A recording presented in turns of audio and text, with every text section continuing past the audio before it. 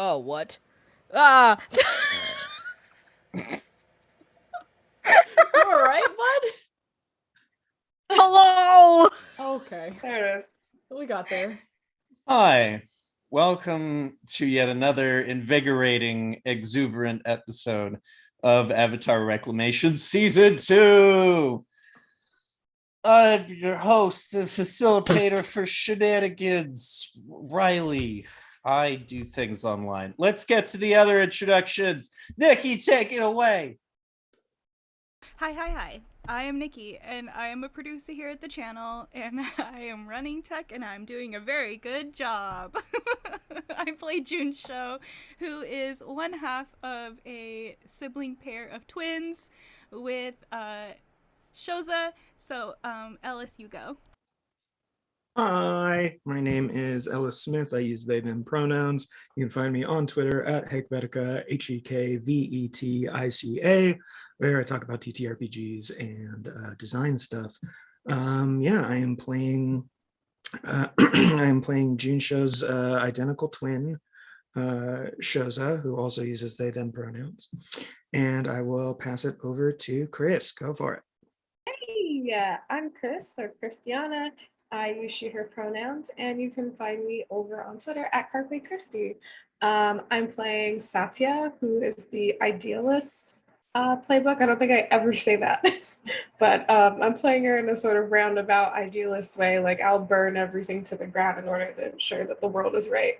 You can find me here a lot on this channel, and also on Girls Run These Worlds with Riley. Go ahead, Jay. Hi, my name is Jay. I use they, them. And today, I am playing Choyu, the icon, Crown Prince of Amashu. I'm totally ready. The energy in the studio is weird today. Oh, if only we were broadcasting what happened in the green room. No one would be embarrassed. Don't do this. Speaking of, hey Maya, go for it. Hi, my name's Maya. I didn't do anything embarrassing earlier before we went live. Not even a little bit.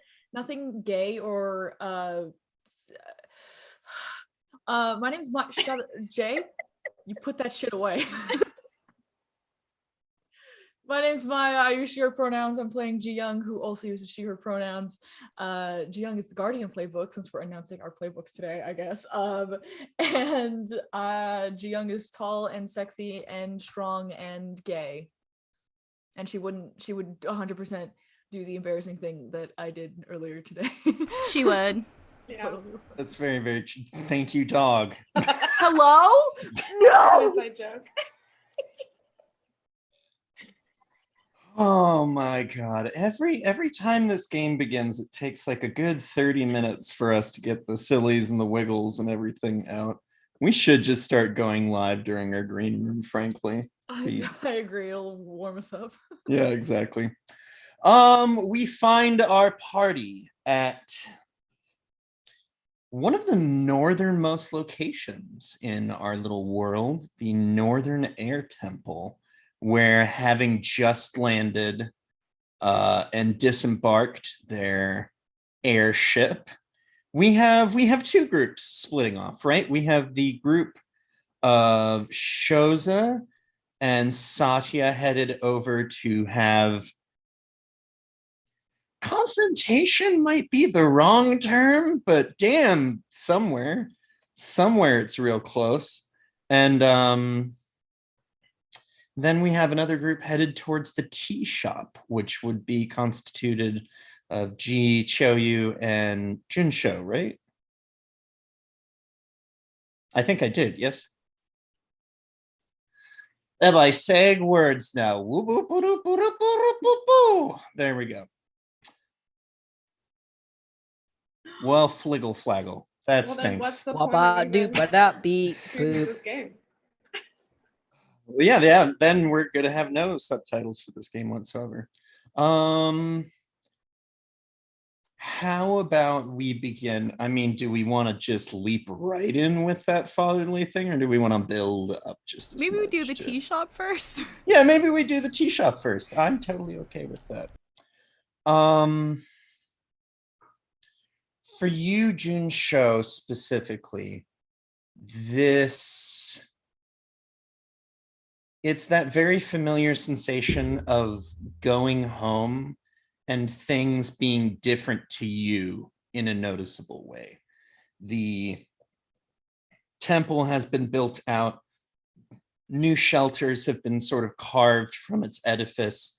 The repairs that were necessitated against that now long ago Fire Nation intrusion against the Northern Air Temple have been mostly fixed up.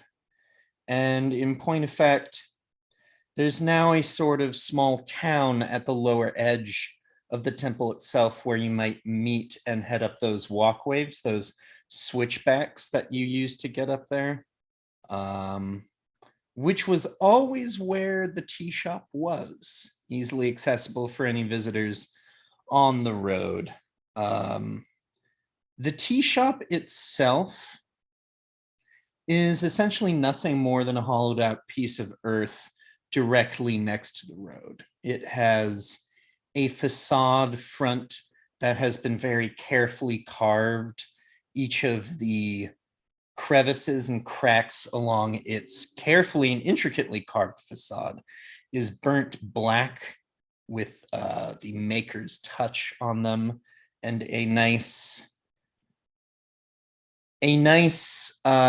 sheet hangs as a sort of door to the front. No real ring, you just walk straight in. Just go on in. Yeah, do I see my mom? You do see your mom hunched over in back. Very familiar sight. She's clearly heating up some water. Maybe it smells like some rice, it seems. It's about midday time. So a little bit of tea water, a little bit of rice. Very the room is a little muggy, so you know she's been using her fire bending, and you can hear a gentle whoosh of flames begin to rise up in the back as well. I think Junsho would run over and throw her arms around her without warning and just, Mama, we're here. With a sudden, oh, you just hear her turn around, say, "Oh my goodness, hello, welcome. Oh my gosh, when did you get back? What? Why are you back?" We just got here. We're here to well, we're here so Shoza and my friend can talk with Dad about some important business. And then we heard that he's sick, so we brought our friend here, and Shoza's going to go talk with Dad.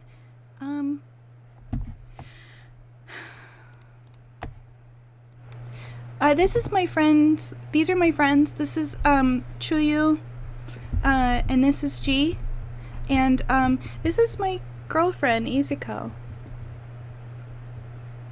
Because we're having this moment now, I totally forgot about what was going to happen eventually.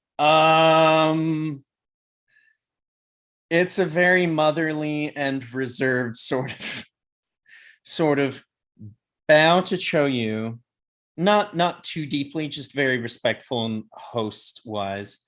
Bow to Choyu. Thank you, everyone. Bow to Choyu, and then like a quick up and down of Choyu's outfit, because you still have that seal out, don't you?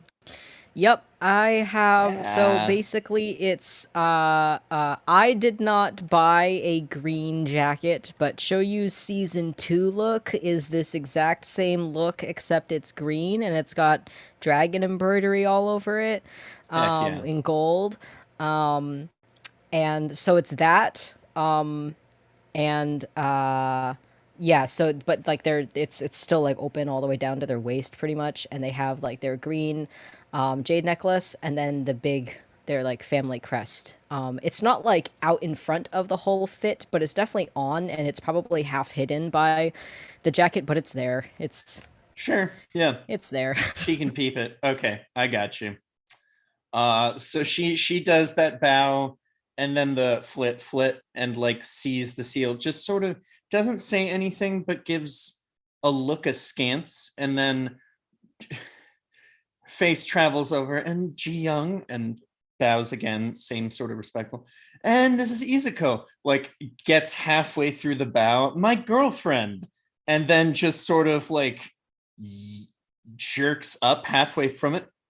Oh, oh, oh, well, lovely to meet you. And immediately takes Izuko's hands and just very sort of gives them an awkward handshake. This is a moment for everyone to sort of be a little awkward because Izuko's arms are just sort of like flabby and being held by this woman. She's like, same. And I would like to point out the shows has already come out as being queer, so Yeah, like yeah. The path has been paved. yeah, the path has been paved. It's just a moment of oh, and then your mom just turns to you. I was just making some rice. Would you all like some lunch? Oh, I never turned down food. That would be great. And then can I also take some to go for Shoza? And Yes, for of our friend course. Satya, who's with Shoza right now. Oh yes, of course. Let me scramble up some eggs as well. Oh, just 1 minute. I should get some chives. And she just you hear her rummaging in the back, going through a fridge. The tea place is extraordinarily empty. Like everything is in perfect, well-kept order. Everything's been dusted, everything's good, but there is not a singular soul in here, and it is getting towards primo tea time, frankly. I think Junsho walks back to where her mom is working, and she's like, Mama, where are all the people? And she's just sort of cleaning out a couple of plates and getting a stack up, and you see a couple of some herbs that she's been cutting up very quickly. Oh, folks have been headed on back to where, they came from. So not as many customers these days. Oh, um, are are there not many people here? Oh, well, there's still a lot of the folks who dug in and, refugees like us who didn't have much else of a place to go. But most of the Earth Kingdom folks have gone back to their homes, and it's mostly us Fire Nation folk around here. And I saw Teo, so his family's still here. Well, just Teo actually. Oh, what happened? I should sit you down. Here, please. And she quickly finishes up what she's doing and goes out to a table to set everything down for everyone. Just doesn't speak, very quietly, just gives nods and smiles, and here he goes to everyone at the table. And then she sits down herself and sort of eyes Junsho, whether Junsho is going to sit or want to be at a separate table, I think. Junsho will sit with her mom. Okay. And then she will begin. I don't know whether you've heard about your father or not. I just heard that he got injured and that he's not doing well. Yes, there was a bit of an accident. Your father was helping the mechanist, Teo's father, disassemble a lot of the old armaments that had been produced here to decommission them. There was an explosion, and Teo's father didn't make it. Oh. Okay. Does Teo have other family here, or is it just... He's been communicating with his relatives back in the Earth Kingdom, trying to get in touch with So is he folks in gonna Bossing Say. leave? No, he's very committed on staying here until everyone's seen their ways off. He's been strong. He's been took right up where his father left off, really. He's the perfect substitute for him. He was really more a leader towards, but your father took a bad fall and he's been having some memory issues. That's what we heard. How come no one sent for a healer? We're sort of in a difficult space politically right now. Well, I mean, Chuyu can probably help with that, right? And she just Cho- looks over at Choyu.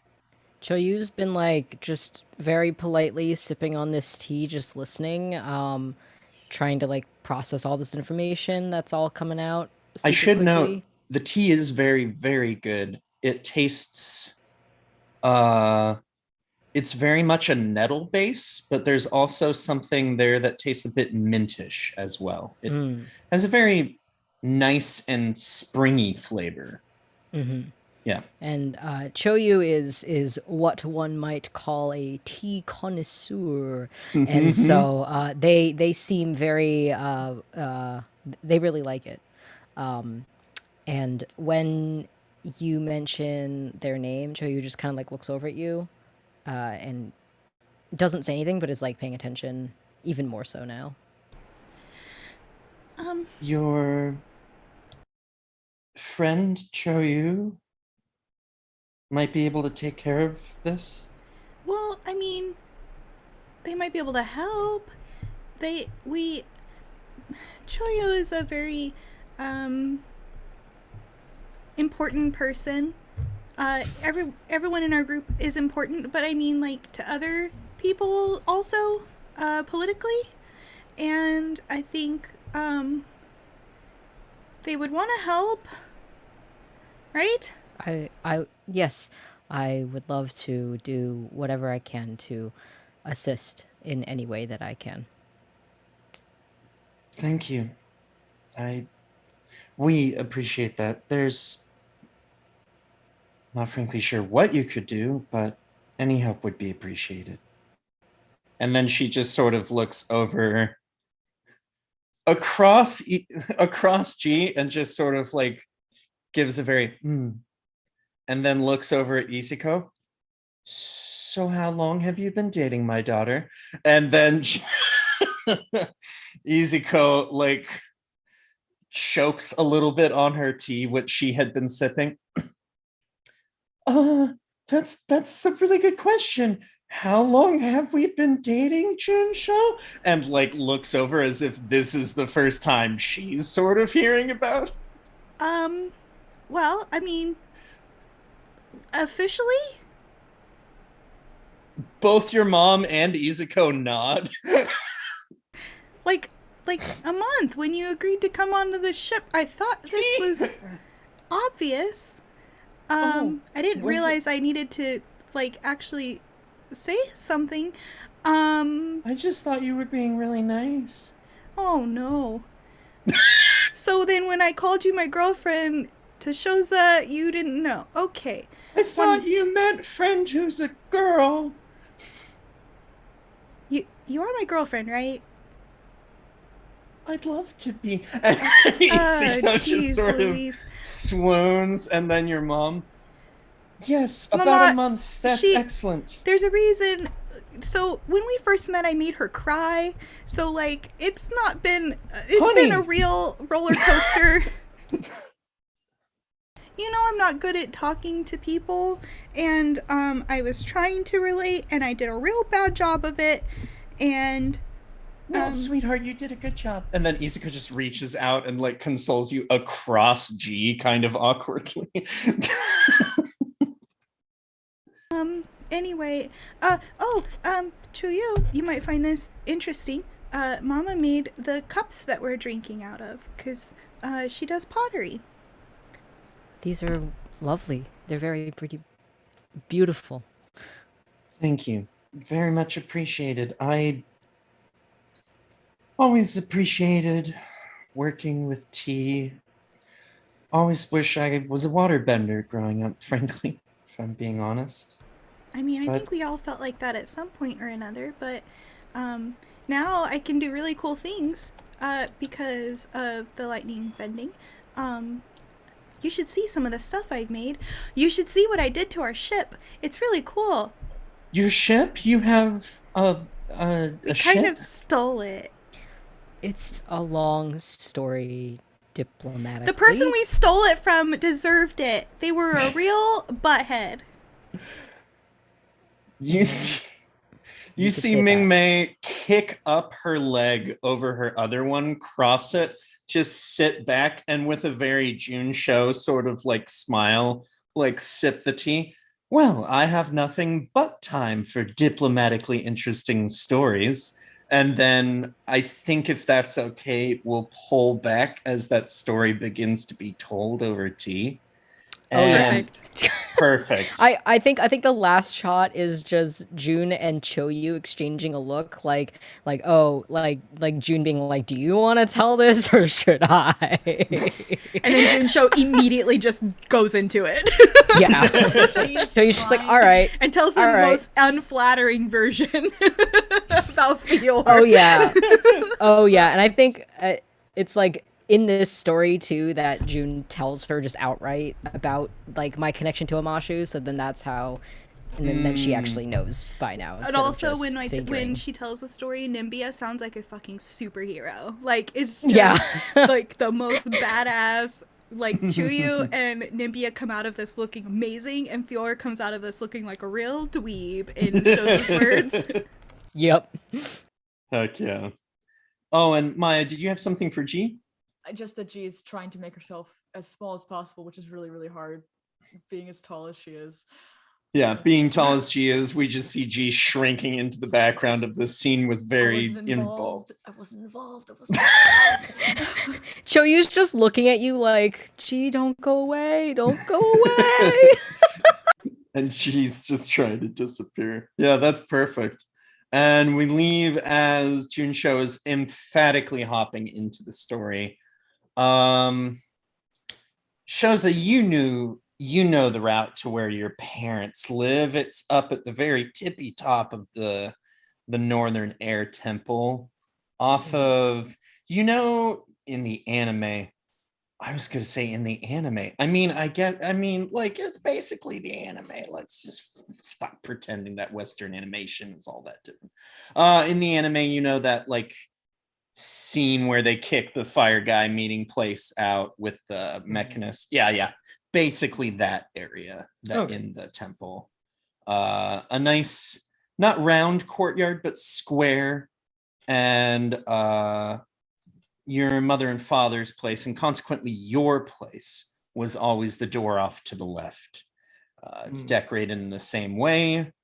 You see your grandmother out front sweeping the courtyard. Yeah. And she sees you on approach first. Shoza has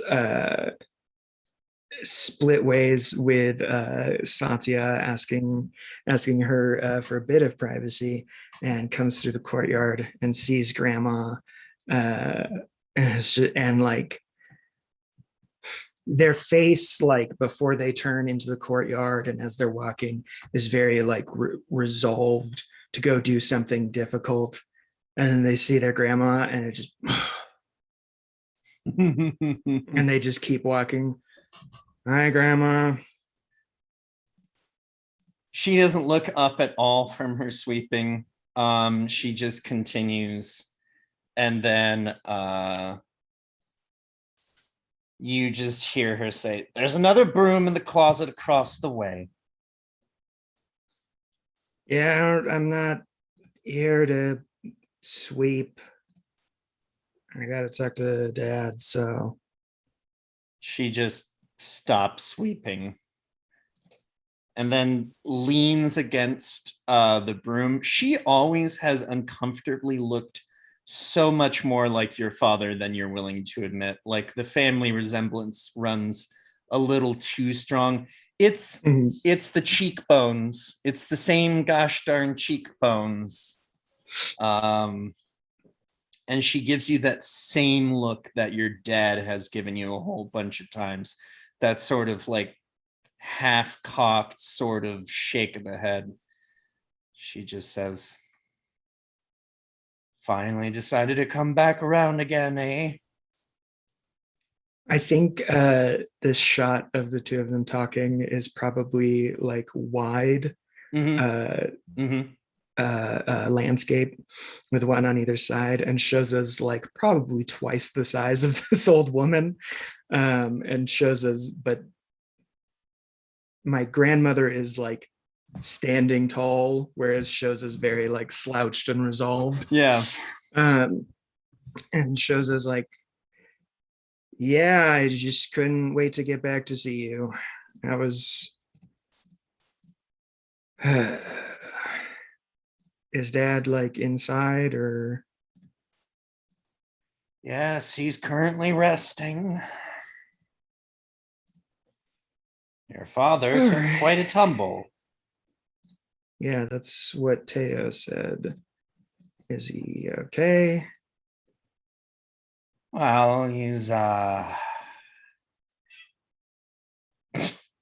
I'm gonna canonically insert that there's a cat now. Welcome to Avatar Reclamations. Gretchen, live and uncut. Where canonically your grandmother's cat. Yes, cat. I mean, Maybe honestly, exactly it just does that. soften grandmother a little bit that she Yeah. has a cat, and I Yeah. like that. There you go.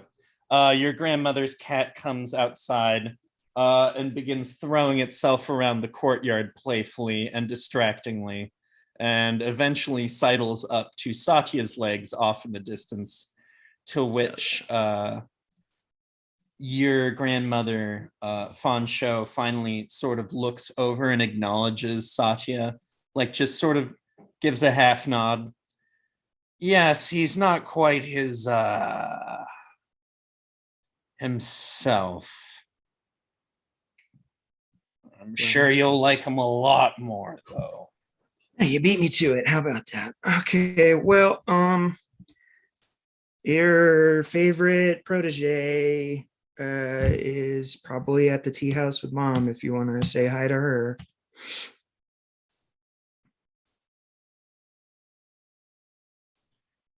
And you hear her sort of make this noise, and then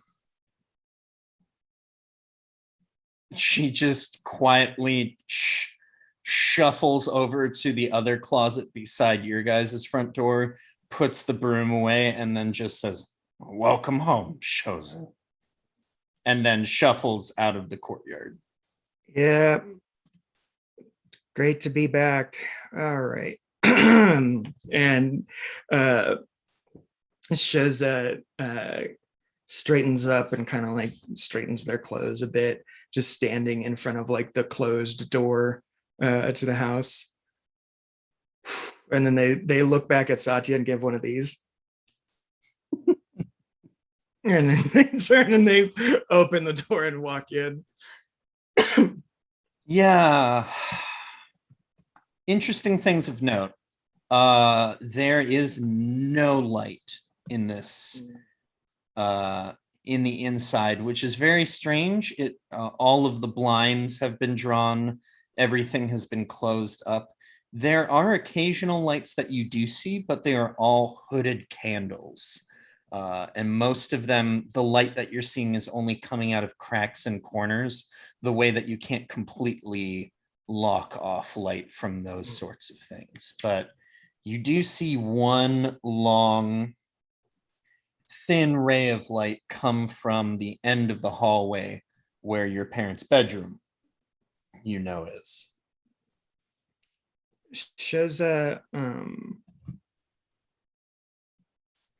Shoza walks towards that light and then stops and turns.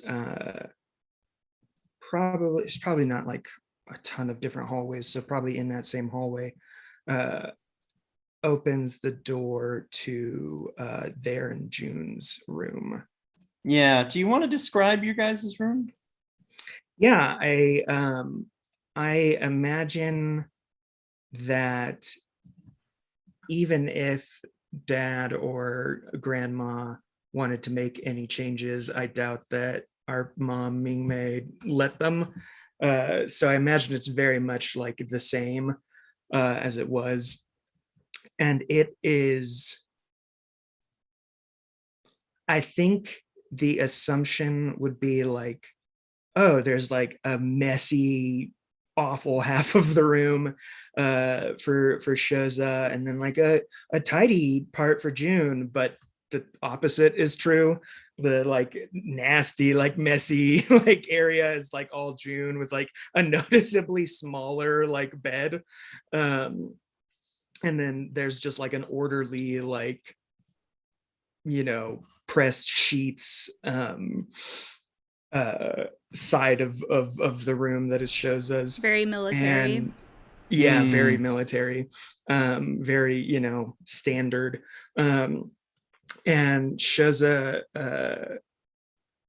goes over and removes a part, like a small part of the wall by their bed.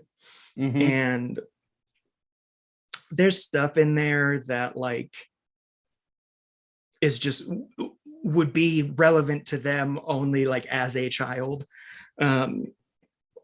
Various toys and shit. And it's the cut itself isn't necessarily that large, but like it just goes into the whole wall. And Shoza unties the Earth Kingdom Dao that Shoyu gave them, Mhm. and puts it under there, and then recovers the wall. Nice. And then they stand, kind of like straighten their clothes again, exits the room, closes the door behind them, and then goes to the door with a little bit of light and knocks very gently for Shoza. You just hear a gentle knock, knock, knock. And then it takes a moment. It takes a very dadly, fatherly moment. You know that beat that fathers give. And then you just hear, come in. Shoza looks like they are going to throw up. And they slide open the door and they step inside. It is a very, it's like your parents' room, and you know what that looks like, like it is exactly like your parents' room. It's like it was in your memory, any average day that you can think of, except there is one noticeable thing about the space, and that is that everything feels a bit more spaced out. Which becomes evident as to why, because there's a wheelchair at the bottom of the bed that your father is actually lowering himself into as you enter in. And he sort of, as he's positioning himself and lowering himself into it, he looks up and he just sort of nods. Fan Shou sent you in? Yeah, she saw me at the door. All right. He just lowers himself into the chair. Well, do you want to tell me what happened? Don't see any point in doing that. Sure. Unless, did she not tell you?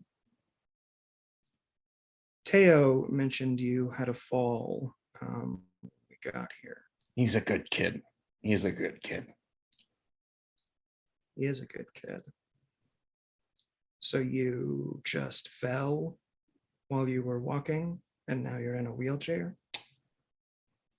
Oh, oh no, that's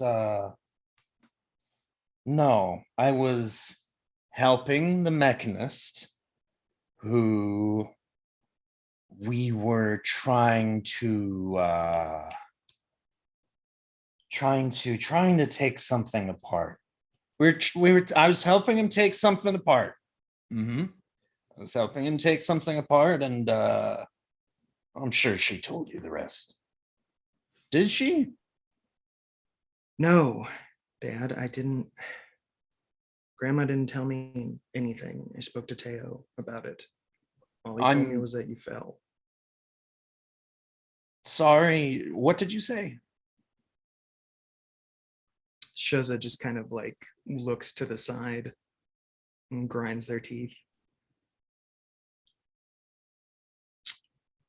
I said that Teo mentioned you fell and that you've been having some memory issues. Oh, yes, that's true. Yep, that's very true. It's been a struggle, but you know what?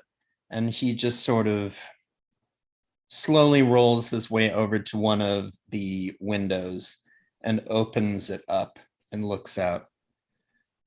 It's oh, there could be worse places to spend it, you know.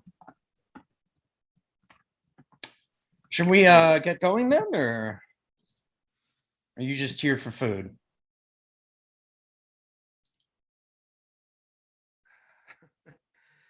No, I was here to talk to you for a moment. I've brought someone from the Earth Kingdom to discuss plans with you. Oh, that I had no idea. Well, you should have led with that, I suppose, but it's not your fault. Yeah, I'd love to speak with them. That sounds great. They're from Omashu, part of the Yang family. All right. Does that name seem familiar to you?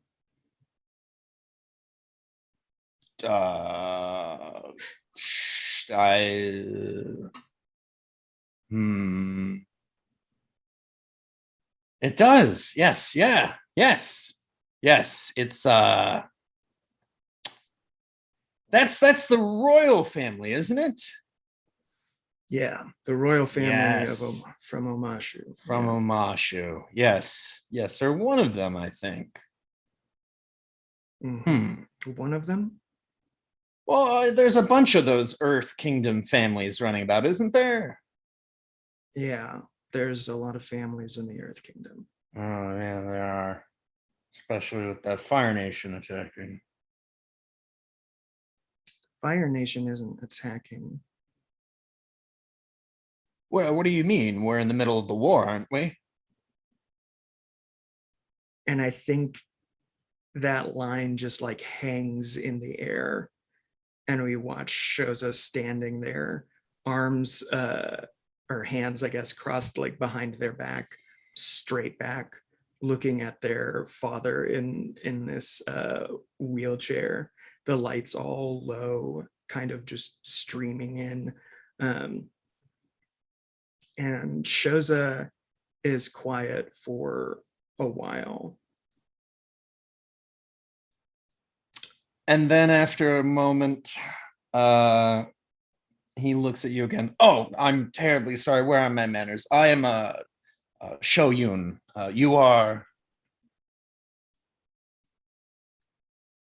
My name is Manami. It's a pleasure to meet you. Manami. Okay. Good to know. Well, I suppose we should be getting along our way, sharing some She probably has you taking me around one of the pretty gardens or something just to give me space outside. But I appreciate the folks that stop by to help me. I insist I can get along without the help, but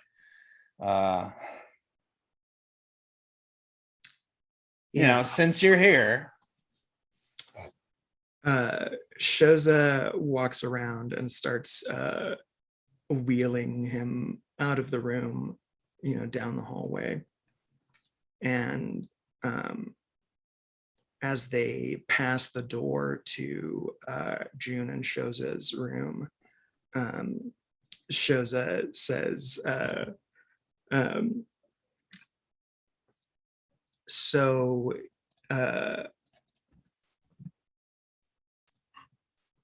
your children, when was the last time you saw the twins? Oh,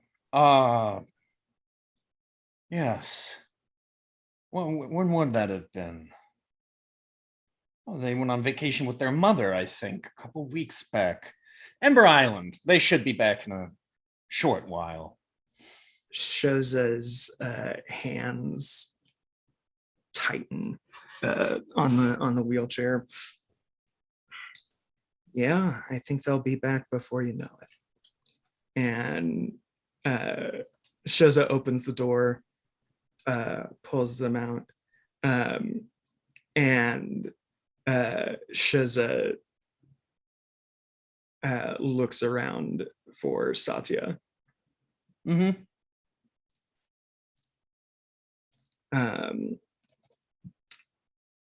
Is she anywhere visible?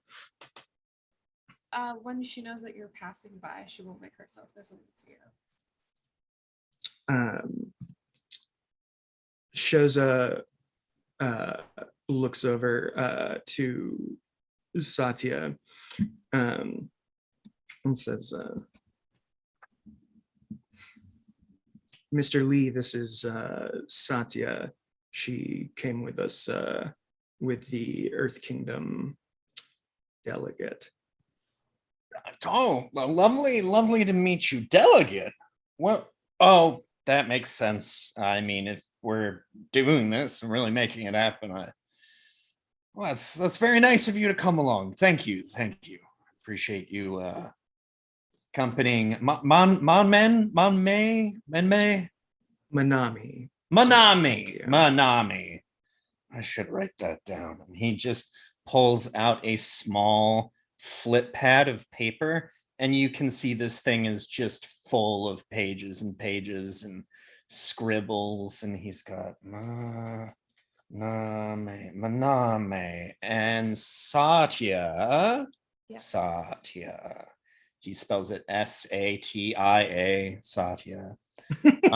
Sasha. Shoza, even grilling Fior's mom, Satya has never seen Shoza like this. I don't know if June has seen Shoza like this. They're just not there. They've gone away in their head. But they are just like rigid, straight back. I mean, honestly, Satya sees a Fire Nation soldier. Just after introductions are made, Shoza takes the handles of the wheelchair and starts pressing forward. Why don't we visit the tea house? Oh, that would be lovely. I could do with a cup of tea. It's a nice time in the afternoon, too. Lovely weather. Don't you think? Upon hearing them leave, Satya will stay a little bit longer in the twins' room and look around a bit to see if she can find something of Shoza's, like maybe a childhood trinket or something. Yeah, that sounds like an assess situation roll to me if I've ever heard one. Okay. That is a 10. That is a great success. Great success. Great. two questions. My voice cracked there a little bit. Excuse me. Going through shots second of puberty vodka. over here. To who? That is two questions to ask specifically about something in the room or where to find it. And you can feel free to formulate those and ask them. Mhm. And I would like Ellis to give the answer since it is your room. Well, I think I'd move over to where it's obviously shows this side of the room. And I'm looking for something small-ish that could probably just fit in your hand. Mhm. Or shows his hand, which is I assume is a lot bigger than Satya's. And I'm looking for something that looks like it was well loved in their childhood. Maybe it's Mhm. worn in places, or it's faded in color, or something that looks like you used to interact with it a lot. You find a wooden like a wooden practice sword, and just above the handle is like a little like gear, and you realize that when you press a button on the handle, it makes the blade of the sword go so it can chop without having to move your arm. And yeah, it's beat to shit. Okay. She'll take that and just put it in like a back sheath that she has, and follow shows it out. All right.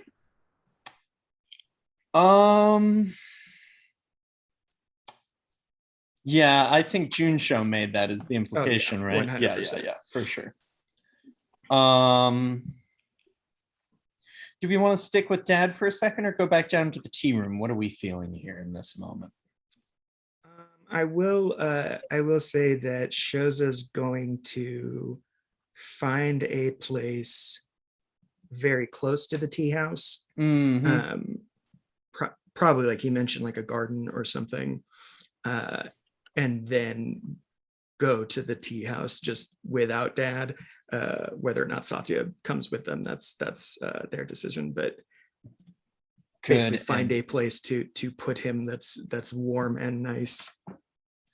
Yeah, and as you roll him down the switchbacks to get down from the air temple itself, eventually you come to, at the corner where those turns happen, is an expanded place out from that, where, you know, if cars were alive in this day and age and world, that would be a pull-off. But this is just grass that has now been refurbished into a garden. Someone has rewilded the space, and there's a little bit of berry bushes, there's flowers, there's small fruits in this area as well.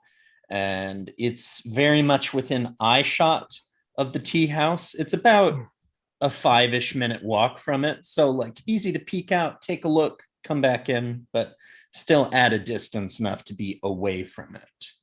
Okay. And I think we'll do grandmother reaching the tea house first, and then Shoza and Satya. I assume you're headed back to the tea house. Yeah. Shortly thereafter. And when your grandmother comes is when the story is being finished up in full, and you've sort of caught your mother up. And so anyway, and then Nimbia took Fiora away to recuperate, and they came back at one point, and that was really weird. Satya looked like she was gonna kill Fiora. Oh, you'll meet Satya. She's really cool, and she's like as small as I am, but she has all these daggers and really cool hair. G certainly likes her. And then just without skipping a beat, there's just Totally like, G red. certainly likes her. No moment for holding it. G, is that true? Do you have sort of affections for this woman? Oh, And then Izuko to your right immediately like looks over and is like, yeah, G. I love our Shoyu mom is so just much. sitting here. Am I being interrogated? Yeah, yes, I do have. Well, what was your question? Oh, that's lovely. I'm so happy for the two of you. And then just looks back at Junsho. And then what else happened, dear? And then just takes a sip.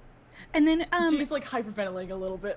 we got to go to the coronation of Chuyo here, and that was really cool. And they made us dress fancy, and but I liked it. And Shoza and I wore flower crowns, even though that wasn't really what we were supposed to be wearing. But we looked really pretty.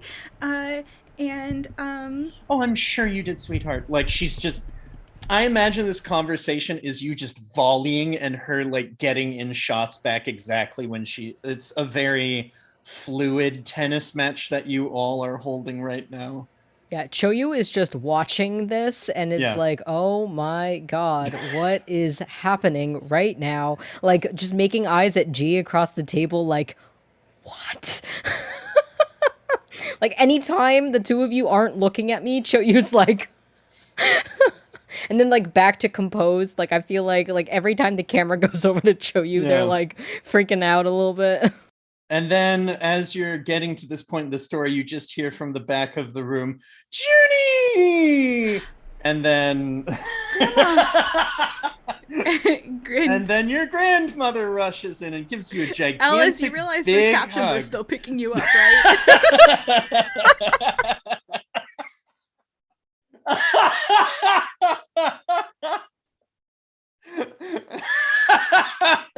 Seeing that many asterisks in the captions. Somebody clip that. I'm on it.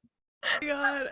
I have hit the clip button. Do not worry. It will be clipped. Oh my god. Oh, that's good. Anyway, hearing her grandmother's voice, Junsho mid-sentence jumps up, turns around, runs to her grandmother, and then stops just short of her because, like Junsho, I think grandma is probably neurodivergent as well. Yeah. And so she stops short, bows. Grandma, is it okay if I hug you? Oh, of course, come on. And then she hugs her really tight and, Grandma, you have to come see the ship. You should see what I did with it. And also, Yes, I want to show you my mech suit I made. Oh, your mech suit? Yeah, and then my friend Satya, did you meet Satya? I think probably she was Kind of small like me, but more small, knives. yes. Yeah. Anyway, so she there's a thing on the back of my mech stabby. suit where she can like jump on it, and then Mother, what did you do with father? And then just this three-way conversation between June, the grandmother, Fansho, and Mingmei evolves into where you hear each of them speaking in turn, but there's two other things being said at the same time. And there's like no way to get in an interjection. And during the middle of this maelstrom of just voices vortexing around, Izuko just the neurodivergent storm conversation has occurred. And Izuko just kind of leans over at one point to G. It's like, so do you like Choyu too? Or is that Isn't now the time or the place? What are you doing to me? Puppy! And it's at that point that shows enters. When Shoza comes in, how do they still look like they're not well? Haunted? Yeah, haunted, that's the word. Yeah. Sheza comes in, and I think it's short enough that really only June sees it, with that same haunted look, and then their eyes fall on Mingmei, because Shoza's now much taller than their mother. Yeah. And I think the conversation quiets, and Shoza walks over to their mom, and it's very different from the silence when they saw their dad. and they have like tears building up in their eyes, and they fall to their knees in like a bow, not so much a collapse. And from inside their jacket, they take out the little teapot that Ming Mei gave them to practice being soft and not breaking things. And they lay it out on a small mat on the floor before her. And they just bow their head.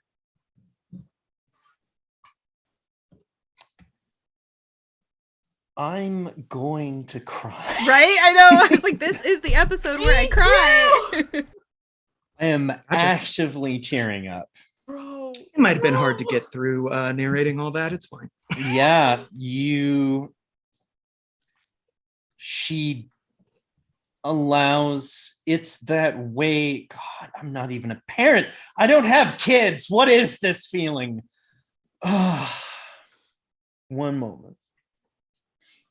It is that moment when a parent is waiting for their kid, not necessarily to finish performing their introduction, but that space when a child needs to do something and take that space. She gives you that. She gives you that. When you go to your knees, she meets you on the mat, very gentle, like the first leaf that falls in autumn, and just very gentle. Herself comes to her knees as well. Hands on her lap, just lets you go through all of that. And then the moment the pot is down and your head is bowed, she just throws both of her arms over you and pulls you into a big old hug. Shows not in a derivative way, but in a soft way, looks smaller than anyone here has ever seen them, as they wrap their arms around Ming Mei and bury their chest in the nape of her neck. Still has not looked her in the eyes, and they say, I'm sorry we left. No, I never forgot. I kept it with me always. I never broke it. sweetheart, I know.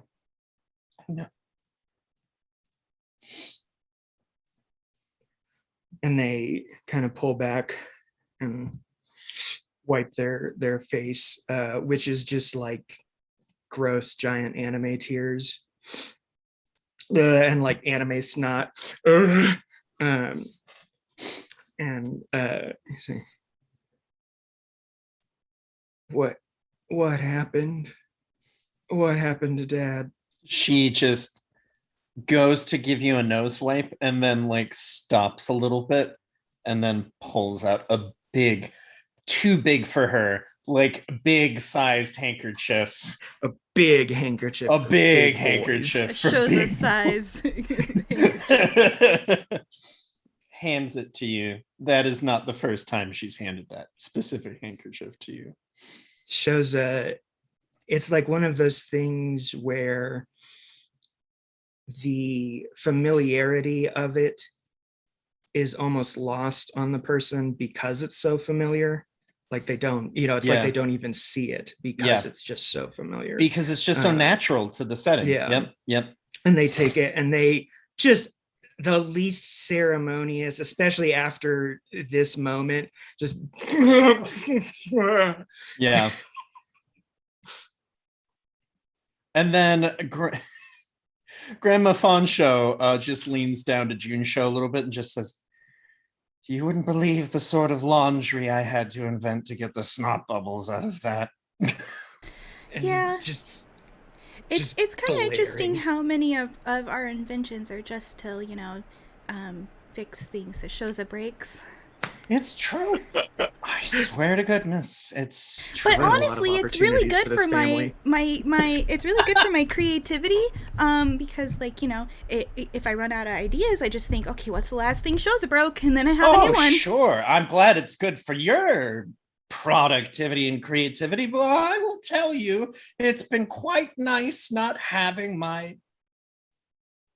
And she realizes halfway what she's saying in that moment and like meets your eyes and then just says, has been rather quiet without having to clean anything up. And she just gives a little cheeky grin to that, like trying to turn a positive spin onto the clearly shitty familial thing she realized she was in the middle of saying. Junsho pats her on the shoulder and is just like, it's okay, Grandma. The first time I ever met my girlfriend, I made her cry, so I know about sticking my foot in my mouth. Your girlfriend? Yeah, Izuko. And immediately, Ming Mei stands up. Oh, did you not hear? No, I haven't been. Junsho, why didn't you tell me? And immediately, just the storm breaks back up. Yeah, Sheza, very also neurodivergent, but also just very familiar with all of this. Just like sweeps up the pot, puts it back inside their shirt, and stands up. Still just like. Mhm. And looks has Satya entered the tea house? I Oh, wanted- I think she's like lingering at the doorway. Yeah, I wanted to ask. Yeah. Satya, you're lingering at the doorway, and you have the father who's up down the ways. Like you're hearing all the things from the tea room, and then you also just hear sort of a little like a little bit of a hum from the direction of Li Shoyun. This is not So the he's father that has been described to you. No, it is not. So he's just like chilling by himself somewhere? Okay, Mhm. outside. Yep, up near garden on the turn of the road. Hi. Oh, you go up to him and say hi? Yeah. Oh, hello. Never been No, in more wait. danger. Hold on. I'll get it.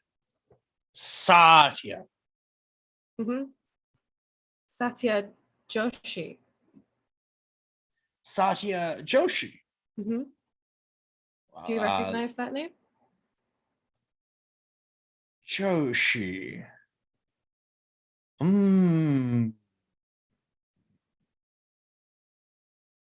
Sounds royal, but I can't place it. Sort of. It's okay. I have a lot of troubles placing things these days. That's on me, not on you. Yeah, it is on you. She just saunters a little bit closer to the room to the tea house.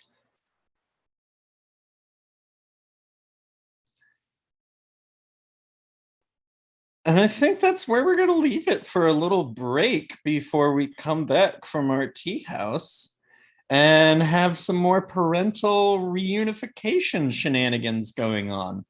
Thank you all for joining us today. Don't go anywhere, but do go somewhere briefly to get yourself a drink or a snack or take care of anything that you need. But thank you again, and we'll be back shortly to see more family angst.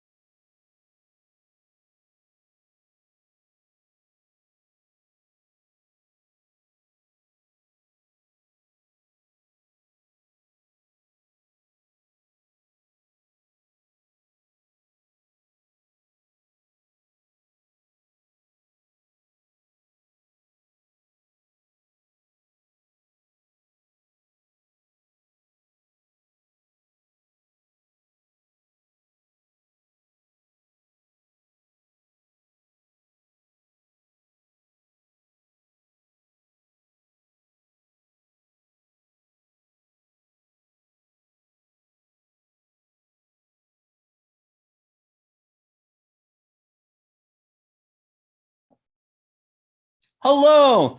Welcome back from snack break, maybe Hello. drink break. Who knows? All, yeah, we'll see. But yeah, we are back with more Avatar, The Last Airbender. And we are here with more angst or angst, depending on how close to M. Night Shyamalan you are. And Satya, did you have anything else to say to dear father of the Lee clan? Not at the moment. Okay. I think she, like, any answers she might have wanted to get out of him, she realizes that she can't. She's actually for once concerned about Shoza instead. Wow. Actually concerned about shows, I imagine. Then we will turn our camera. Thank you, Alice. We will turn our camera back to the scene inside the tea shop of Ming Mei. And once everything has sort of died down,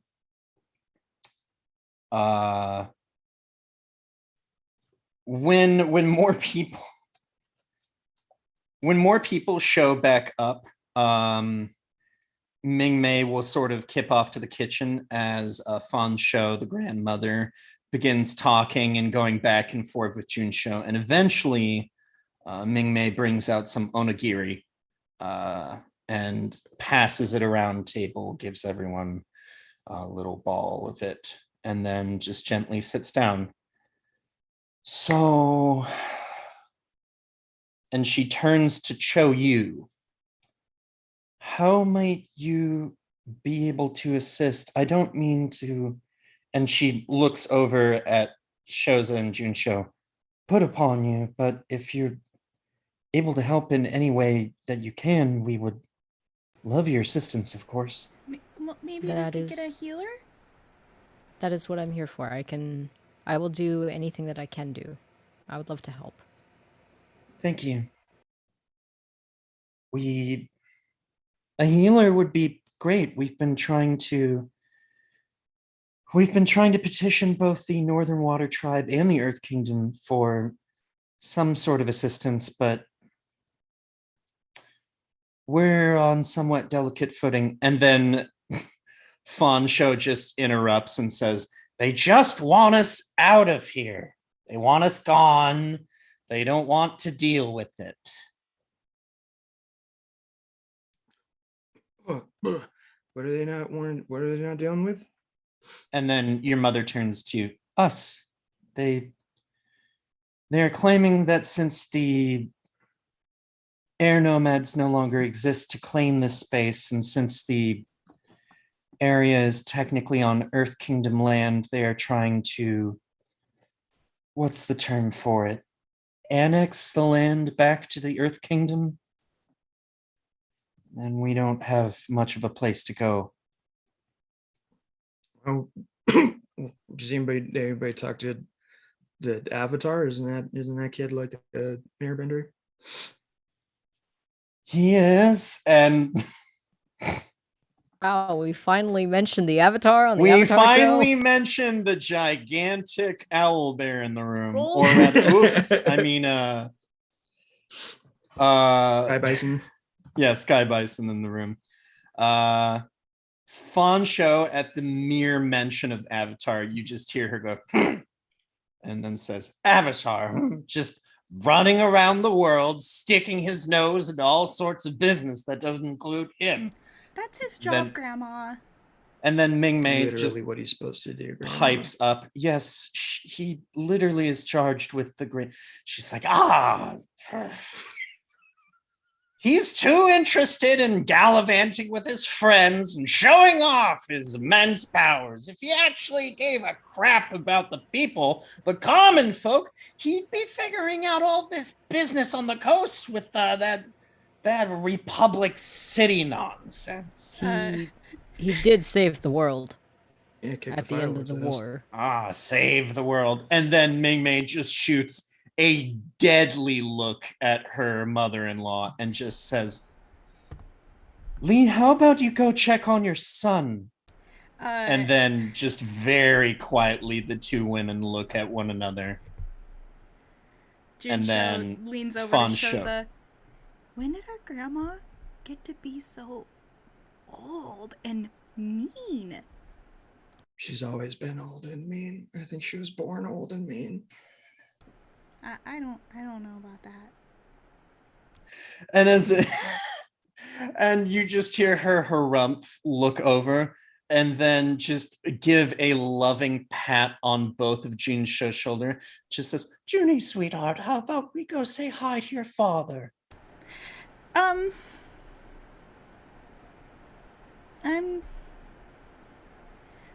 don't want to. This is like the first time Junsho has ever done anything to go against what Grandma wants. Yeah. Yeah, Shoza gives one of those, oh. The energy in the room changes pretty significantly with that. And you just see your grandmother just blink a couple of times. Oh, and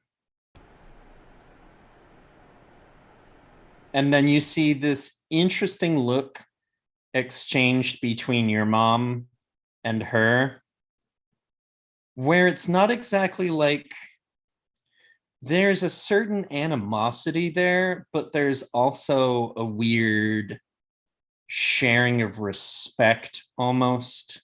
It's hard to describe. But it's like she's both a mother-in-law, but then also Ming Mei is so wonderful that it's like you can't hate her. Yeah, you know. That.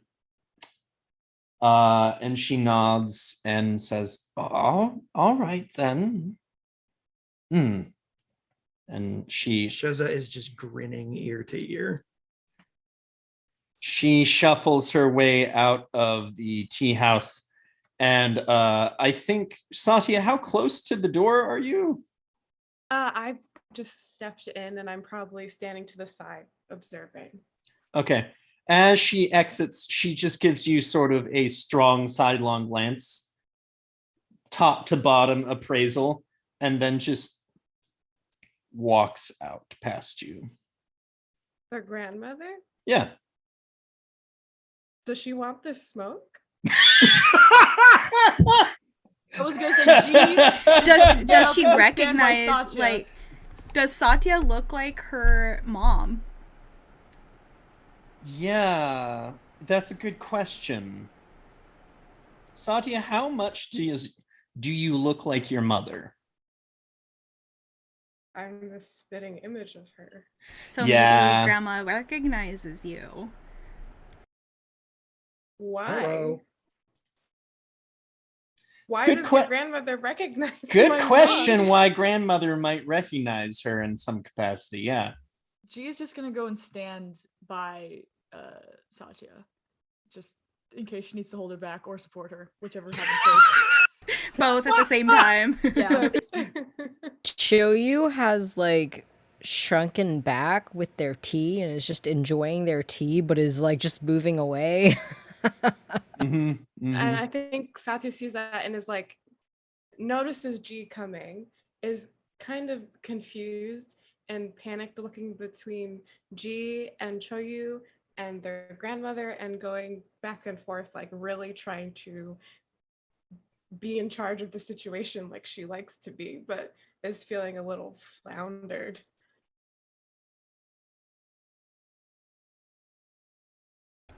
Junsho, on the other hand, is now doing like Maya, I think Maya, were you talking? I think you're muted or something. Oh, I'm sorry. That's okay. No Can worries. you hear me? Yeah. Yeah. Now you're still kind of quiet though. My mic right now. I'm sorry. I'll hold it right here.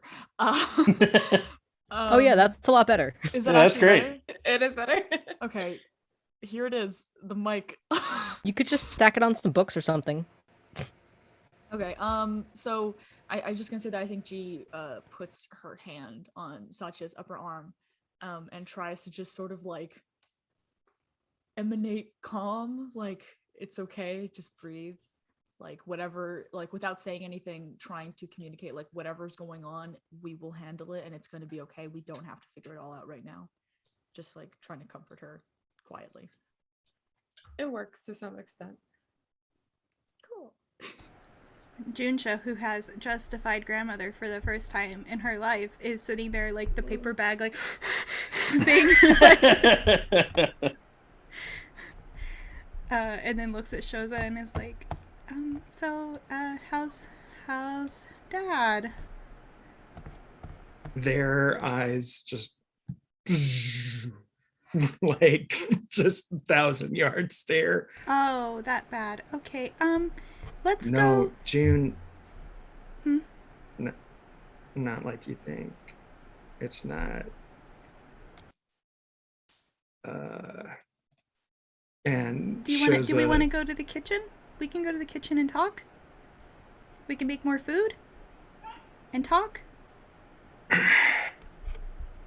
Yeah, you just all see right. you just see your mom slide into the background of this and just like has a spoon potentially.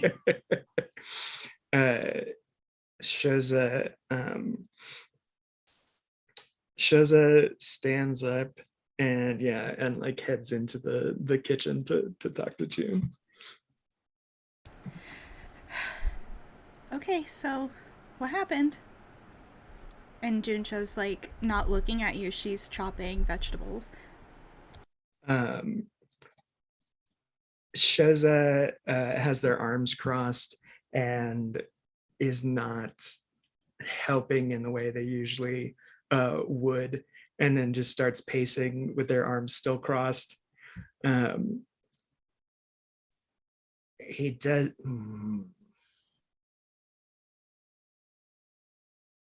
He doesn't remember us. What? He didn't know who I was, June. Who did he think you were? He thought I was Minami because that's what I told him.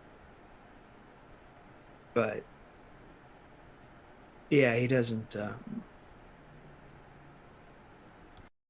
But what if he does remember? What if he doesn't remember you, but he remembers the last time that we spoke? No, he thinks this is just like him too, you know? It's just like we go on this adventure and we become pirates and we meet all these cool people and we see the world, and then we come back and it's literally like nothing's changed. He does it every time. He does this. And then I just have to stand there and just accept it. And I just, and shows his like hands like tense into fists, and like we see that same like little explosions going off in their hands, like in the season 1 finale. And Junsha's never seen and then Shoza this mad before, and she stops chopping and she looks up and it's just like tears dropping.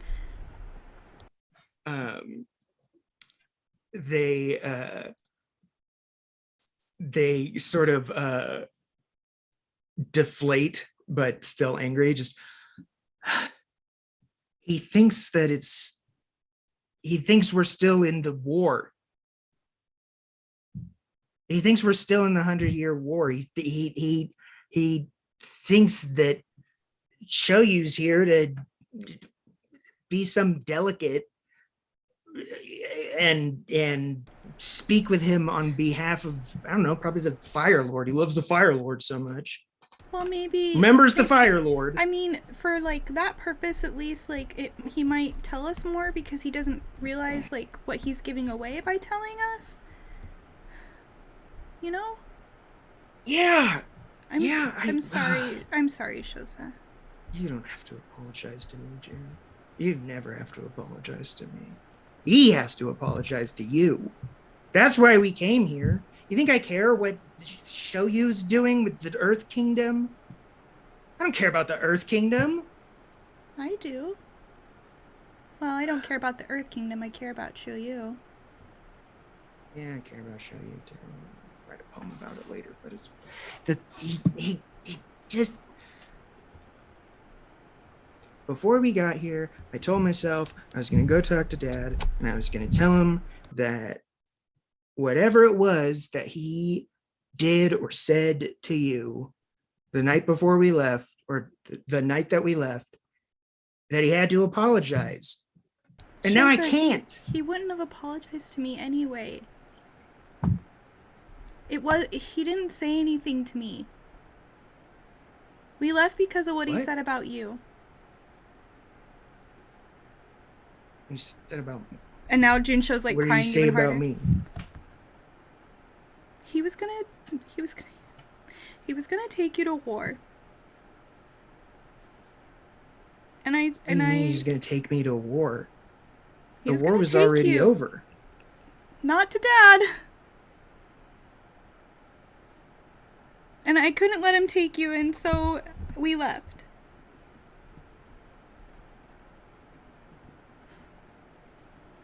And I also said a lot of mean things to him. So what? So he was just where was he gonna take me? What was he gonna do?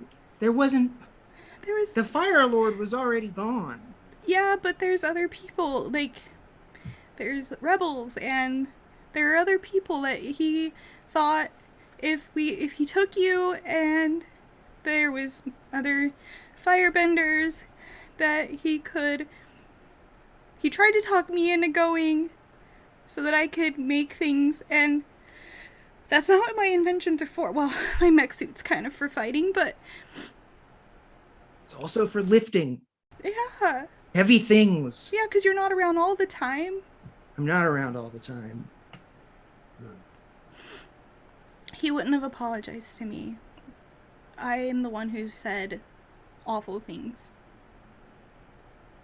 And, June, and Shoza gets down on your level.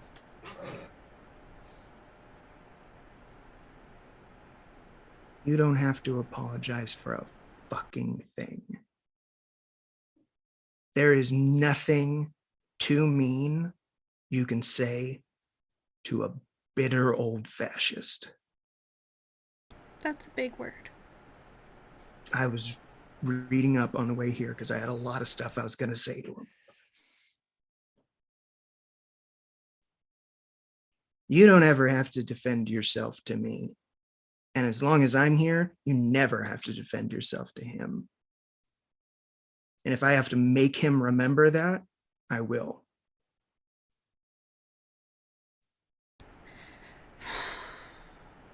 Okay. Now. I'm sorry I lied to you, though. Honestly, if he hadn't lied to me, he'd probably already be dead, so it's fine. And Shoza says, but I also left him out there for kind of a long time before Satya came in. So I think we should probably go find out what everybody's doing. All right. And for the audience, I would like you all to know that the reason Junsho lied was because she didn't want to crush Shoza's image of their dad. You all head back into the other room at that point. Yeah. I think Junsho takes this moment to like recompose herself, clean off the tears, and try not to look like she's been crying because she knows that it's going to upset our mother and Isiko. So yeah, Shoza helps and cleans themselves up and gets like 2 big trays of rice balls. But I don't think there's a tea house large enough for everyone to have not heard all the stuff that Shoza was just yelling. Well, so Shoza sweeps into the room with 2 trays of rice balls. It's funny you say that because as you sweep back in and you're expecting like an awkward silence or everyone to sort of do the thing where they're like, oh yeah, we totally didn't hear you saying all that in the other room. As you're heading into the other room, you just hear, Carbo what? Says Fansho. It's carburetor. It's this new invention that I heard that came across, and like Izuko is in the middle of a highly technical explanation about what Junsho did to the ship, how it functions, and the interlocking mech. It's like Best a popular girlfriend science. ever. She is essentially doing the ADHD dump of just like, here's the hyperfixation. Oh man, the best neurospicy couple ever. It's supposed to essentially facilitate high octane functionality in the sense that you have controlled combustion, which is, and just gives like a very brief wave over to Junsho as she comes back in. Hi, June. I'm explaining carburetors. Oh, good. So, Shosa and I are gonna go talk to Dad. She tries to sound confident. Your grandmother Fansho smiles pleasingly towards you, doesn't look at Shosa at all. And your mother looks at you and says, Are you sure, dear? Yeah, but maybe you should come. Okay. I can do that. I think that I think we might have to explain that Shosa's not Manami. Not today. When anyway. June says that, Satya will pull out the sword she took and walk over to Shoza. I was thinking. Where did you get one of these? I thought there was only one. Yeah, I thought made it that. maybe looked like June's handiwork. Yeah, it does look like you. It's beautiful. I thought maybe if I don't know if your dad saw you holding this, maybe if you move around a little bit like you used to when you were a kid, it might jog some memories. Oh, Satya. And Junsho just like hugs you so hard. Oh, she hugs you back real hard. Yeah. Thanks, Satya. Okay, well, this is cool. I brought rice balls, so y'all have fun with those. And Izuko, try not to give all our secrets away. All right, cool. Shosa just heads towards the door. I think Junsho will like wrap her hand in Shosa's like we would have when we were little, like and go out with you. As they're walking out the door, I just want to really quickly go. Do you guys want to do this alone, or do you want company? We're gonna bring Mom. It's okay. Thank you, G. Okay, let me know. If you hear any fighting or anything, then you can come out, I guess. Absolutely, don't have to tell me twice. Right on. All right. I'm just saying that if she does I know. Okay. hear any Maybe. fighting, Maybe there'll be some fighting somewhere. Okay, let's go. you never know. Good luck. You walk outside, and he is simply puttering around the garden, mostly, just sort of rolling around it, looking around. And as you come up, he points out and says, Manami! And points over at Junsho. And then your mom looks down at you, Junsho, and then over at him. And then there's this big, very open, awkward moment of everybody's waiting for someone else to say something. Junsho, like, real quiet, takes a big, deep breath and goes, Hi, Dad.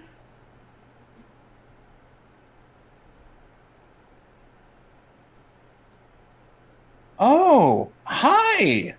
Hello! That's not Manami. This is Shoza.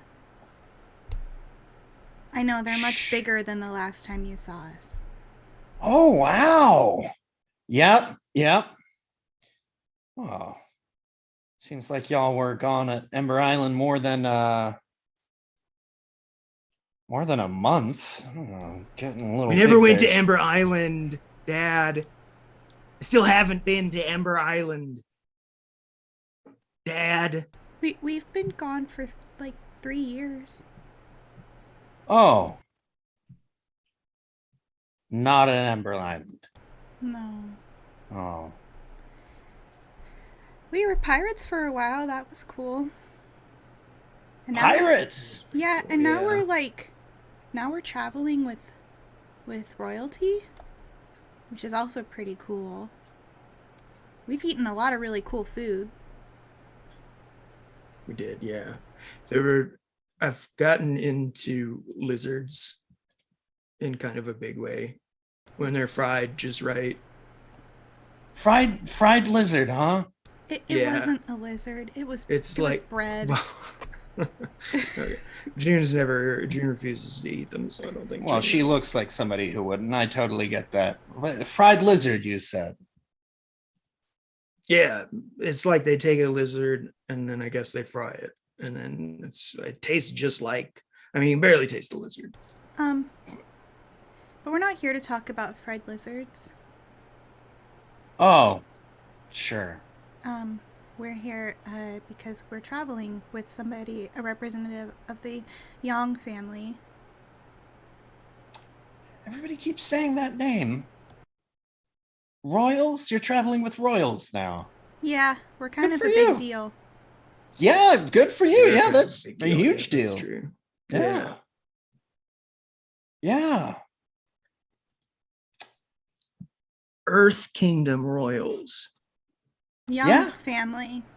Yeah, the young, yeah, they're Kingdom royalty through and through for sure. Yeah. I met a little squirrely Earth Kingdom kid. You met a And squirrel. I taught him how who's to an be Earth- strong. You taught And a now squirrel. he's the to be prince. strong. The squirrel is a prince. I think actually they're the sovereign now. That was what the big party sovereign was. Shoza, the big. You remember the big party where we had to dress up fancy? When was this? With the flower crowns? Yeah, And they brought those hot dogs you like with the wrapping. I do remember that. That was pretty. Yeah, That was not bad. it's with what with how you broke the queen's art. I was really surprised that she would She made do a that for you new again. one. Anyway, It's fine. Yes, we are traveling with the sovereign of the Yang family, and we have questions that maybe you can answer. Well, I don't know how much good I'm going to be to a sovereign squirrel, but I will answer His Majesty's questions as thoroughly as I possibly can. Their Majesty. It's a their Majesty. It's a very.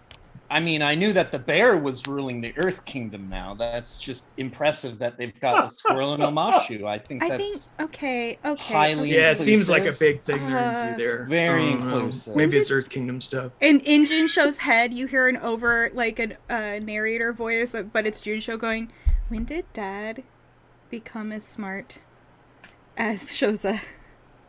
And we just go through a long montage of like Shoyun and Shoza both having very similar moments of like Shoza drops a hammer on their foot, ow, and then the dad comes by, don't do that, and just like sets it down, falls onto his foot, ow, and then just like all of these little scenes where the two of them have mirrored one another in extraordinarily subtle ways over the years. And this whole time, Junsho just thought her dad was a major, like, intelligent a-hole, but in reality, he's just a military guy. Cool. Okay, well, let's go inside and eat some food, and you can meet our other friends, and my girlfriend, who's also inside. You have a girlfriend. Yeah, it was news to me too. And then you just hear your mom say, seems it was news to her as well. And Juncho just that anime of like the red cheeks, like embarrassment. Like even her freckles turn red. Yeah. And then it's a very strange picture because I think they all walk in together and you can see like Choyu, Satya, and Ji can very clearly see the familial Resemblance. we have the long running joke of like Junsho and Shoza are identical twins. They look But, exactly like, the same. now that you see them, it's kind of uncanny because like Shoza looks so much like their dad, and Junsho looks so much like their mom. And it's like you can also see the little bridge between those two. It's like, oh yeah, they do look pretty identical in a lot of ways. Yeah, if you just took Junsho and just scaled her up. Spread her out a little bit. I think Junsho will go behind her dad and start pushing the chair into the. Well, she asks permission first, and then we'll push him into the. He gives his consent. Yep, and is pushed in. I think it would be at this time that Ming Mei breaks out a little bit, not like heavy drinking, but just a little rice wine and some little snacks like some cucumbers, some fresh vegetables, just tossed in like not a salad bowl, but just like a little accoutrement salad bowls that gets tossed around at the table and just sort of brings everything out. And takes the kink gets turned with the Lee family. Yeah, I was about to say Satya Freaking ignored the Ellis. food, but is drinking a lot of rice wine. That's valid. Junsho notices that Satya is not eating and is just like, our mom is a really good cook. I recommend that you try this one, and points at like a specific rice ball. Oh, okay. Shoza takes a seat next to G, and just out at the table takes out I guess it would look like a short sword at this point because it was from when they were kids. Takes out the auto chopper that Junsho made. Check this out. You ever seen one of these? It's very funny because the handle Cool, of the right? sword doesn't move. It just whack, whack, whack, whack, whack. Yeah. Oh yeah. Completely just Yeah. would not work well, but was made by a child. I can't. No, I've never seen. That's a Yeah. Junsho original. Ah, that makes sense. It looks amazing. Gonna change the world. Obviously. Maybe Fawn not. Show just claps a very The- proud hand on the Junshow's shoulder. She's always been very talented with technology, this one. She's always been super talented. Shows is very talented too. They and Choyu do swords all the time on the ship. They also And, are a really good cook now. What do swords? They do the sword. We train together. They train together. Oh, it's not one of Weaponry? those euphemisms the youths are using. Oh. And then like grandmother turns and wheels to go get some more like rice wine. And then like you hear Ming Mei just said, Craig Gran. I think Did she leave the table? Yeah, she left the table. I will follow her. Fuck, I'm Oh, following Jesus. her. All right, well, Little train. Requiescat. Let's go fuck this gravy up. Goes into the kitchen. You're following her, Satya. G, you're following Satya. I'm gonna stay a little bit like uncomfortably close to her, to their grandmother. Can I help you, dear? Yeah. Very perceptive. And I saw that you saw something earlier, and I just want to know what it is you think you saw. Yeah, let's just start there. What I think I saw, you see. You'll have to speak a bit more plainly. I'm not Okay. quite sure what we're talking about. Yes, yes, sure. You're old. So Oh, not that you old. you looked at me earlier, um, in a way that was questionable. Hmm. Does Yeah. it offend your Earth Kingdom sensibilities? She sort of smirks. I don't have any sensibilities, and that's Well, why I most should people are say afraid. so. Yeah, I've worked hard to get rid of them. Hmm. She sort of side eyes you.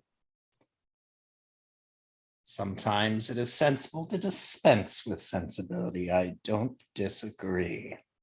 Mhm. Do you have an answer for me? Um, and as this confrontation is occurring, and we see just like grandmother's face, I think Satya would have put herself on the other side, like blocking access to the exit. And Absolutely. so over Fawn Show's shoulder, you can just see G's face poking into the kitchen. And then Show You follows up just a moment later, sort of Scooby Dooing in there. I just put a hand up, like, I got this. I got this. And then she gives you a look. Nothing to say to you. No, I don't believe so.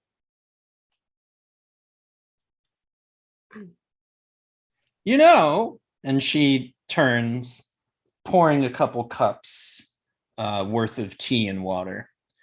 My granddaughter is quite inventive of a person. She is. That just doesn't come from nowhere, though. She's mentioned you quite a bit. I'm glad. Seems you all have had an effect on her. I guess. I know you probably didn't like that she defied you earlier, but Jinsho is free to do whatever she would like, of is course. she? Oh, yes, she always has been. Has she known that though? She should have. She's a smart girl. Or did you do everything in your power to make sure she felt like she had to fulfill a role? Oh, sorry, what was that, dear? I'm having some trouble holding up these glasses. You wouldn't mind giving an old woman some help, would you? And just sort of like pushes some of the glassware towards you. How expensive do these glasses look? They are all hand made by Ming Mei's own hands. Okay. Don't you break our mom's stuff. I won't. I won't. I won't. But I'm I'll also trying fix your to. grandma. I don't give a fuck. I don't give a fuck. I will lay down the law on this old lady. I'll hold it, but I'll just sort of push. Is she giving me a tray? Yeah, she's giving you a small tray. Yeah. A tray. Okay. I'll hold the tray. I'll take it from her, but I'll just lightly tap her with it. I'm assuming we're around the same height, so probably Yeah. in her abdomen. Just. Oh, excuse you. No, you don't know me. And I don't know what you were looking at earlier, what you think you saw, but I promise you, your instincts are correct. Junsho is not to be messed with. She doesn't actually need me to fight for her, but I will. And I have no qualms about making you bleed, okay? Can Shoyu walk in at that point? Yeah, Joe, you can. What's going on? Oh, Hello. Yes, nothing. Just having a conversation with your friend. Oh, nothing. And Choyu's like looking at Satya like, what are you doing? Their grandma's kind of a bitch. Wait, do you say that? Yeah. Choyu just like mouth open, just like anime eyes go completely white and wide and big and like composes themselves and just and I turn to the grandma. Um I apologize. Is there anything else you needed back here in the kitchen? More food? Or No. I think we're all fine having wrapped things up here. Hmm. Choyu's eyes slide between the two of them and Mm-hmm. then over to G. Like, what is happening? Mm-hmm. And Choyu's like, okay, if everything's all right, I Yes. will just be outside then. And Choyu just like does like a little like nod of acknowledgement towards their grandmother and just out of respect for this older woman and Choyu turns around and walks back out. I don't even know what to do with her right now. Shez is in the I middle mean, of talking would've to their just- mom. Yeah. No, no, it's like real swords. It's just like a training thing that we do. You do them though. You do them and then like Ming Mei Yeah. looks at Shoyu. What is this terminology? Training, we just train. It's just training. I would have followed Choyu out, just turning my back. Also, the grandmother follows out as well. Immediately. And G's just like, Yeah, he has not moved from the doorway. Just like, kind of like they both walk past. Just watches them. Whoa, grandma, you look All right. pale. Hmm. You okay? Yes, I'm fine. You notice one thing about her. She has two moods of pale, right?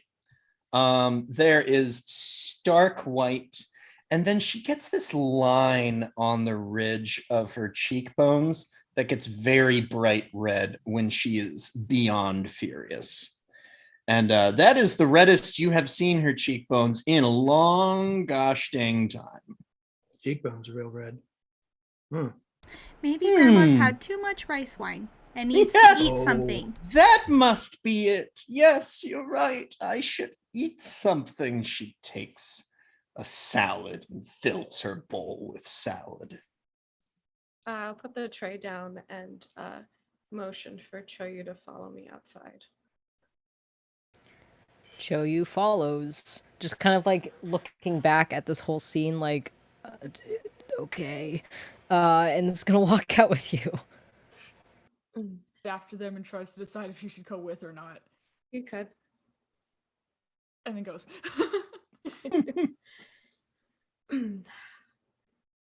I don't know what's happening. I am very angry here. And I don't know.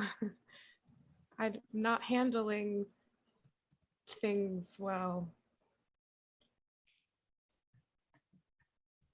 I really Choyu, wanted to fight their grandmother. yeah, it's I don't quite know what's happening either. So their dad doesn't remember anything. That's not well, that's not good for them. One, but two, the answers that I'm looking for might not be found. Yeah. I think I was really looking forward to some piece of the puzzle being solved. and now it's not. And then she looked at me like she knew me. What? How would she know you? I Why would she don't- know you? I don't know. I've never seen her before in my life. I don't know. I think I'm just on edge. But I wanted to be honest with you both about things before I spiral or something. I don't know.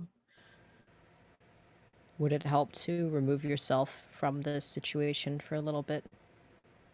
Maybe go for a walk? Yeah. I can come with you if you want.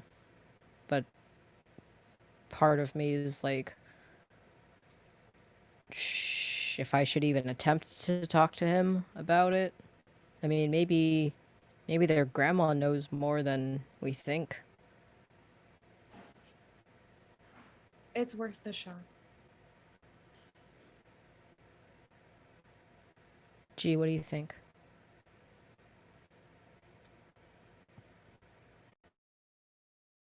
You Oh, are you're muted, muted. Maya. What? Oh, now Guys, you're Well, now speak- you're not. guys, Quiet. speak into the microphone. Son of a.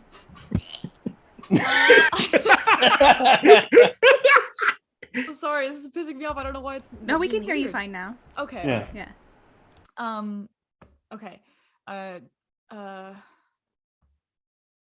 I think that the fact that their grandmother looked at you and had some level of recognition is definitely something that we need to check out. I think that there's a lot of things happening right now that are all very personally important to a lot of us. This is Shoza and Juncho's father. This is your guys's pasts and your kingdom and the families. I think that to a large extent, the grandmother deserved what you said to her. And I agree. However, if we want information out of her, which I think we do, we might want to pull back on that as much as possible, And then just for now. directly at G's side, you just hear Izuko saying, "Yeah, I think that's a really good idea, G." Oh, I'm sorry. I didn't. I wasn't trying to. I didn't mean to. So short. I didn't see you. I'm sorry. I mean, I am really not tall. I'm sorry. You just startled me. Are you okay? Oh yeah, I'm fine. It was a lot in there. Yeah. Like, I think smash cut to the entirety of the Lee family talking roughly at the same time, Oh, and yeah. just like, Shows us juggling tiny fireballs. yeah, I Look at that. think your What do you think mom about that? was asking about Izuko, and Izuko was trying to answer, and then June was talking about Izuko, and we just see that like back and forth, and then Izuko just like slides under the table, and then like cuts to reappear outside. I just needed a break from it all. It was a lot of it's a lot of noise. Do you want to go for a walk with me and talk about the people we want to kiss, and then Choyu and G can go back? Not think you were gonna say kiss. I thought you were going to say kill. Kill. I know. Hold on. This is G talking. Who do people you want to kiss? Okay. G turns to show you. Do you want to do some political interrogation?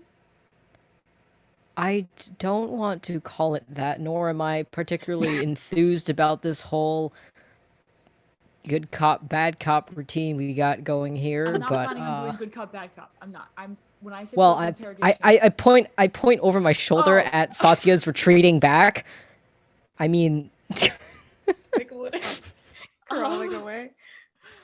So okay, Here's what I propose. This is your situation though, so you get to find yeah. I love her. But she truly just did something wild. And that can either really, really hurt us in what we're trying to do in getting information or help us if we can convince the grandmother that we're like completely on her side with this. What side? That Sacha's mean. Anything. Like anything to get anything to get her. Look, I don't know what's going on here. We're not getting anything out of the dad. We can try, but it doesn't seem like it. Right now, the only person who seems to have any information about anything is a sketchy look from the grandmother. So I think we need to follow that. And if we can, the best way to do it would probably be to appeal to her nature of propriety. You're the sovereign. I can act proper when I need to. If we have a Choyu like just elbows you playfully, like act proper. I can, I promise. You look, I can I have straight posture. Um um I look, this is your scene, but I think if we appeal to the propriety, if we roll with this like Yeah, I think we can get something. yeah. That's a good plan. You know. Yeah. Let's do it. And Choyu and G, I think like recompose. I think you watch as the two of them both straighten up, shoulders back, chin up, and walk back in. Yeah. And like I imagine there's a little like floating sign that like disappears as they walk back in that just says like the people that Satya wants to kiss. They walk back in. So perfect. Okay. Perfect. Yeah, walking back in, what would the conversation be inside, do we think, Lee kids? I think we're talking about the time that we robbed that caravan. Yeah. Yeah, I just jumped Throwing right it back down to into episode it. 1. I'm sorry, how We just jumped down. Yeah, we and, just jumped down right on him.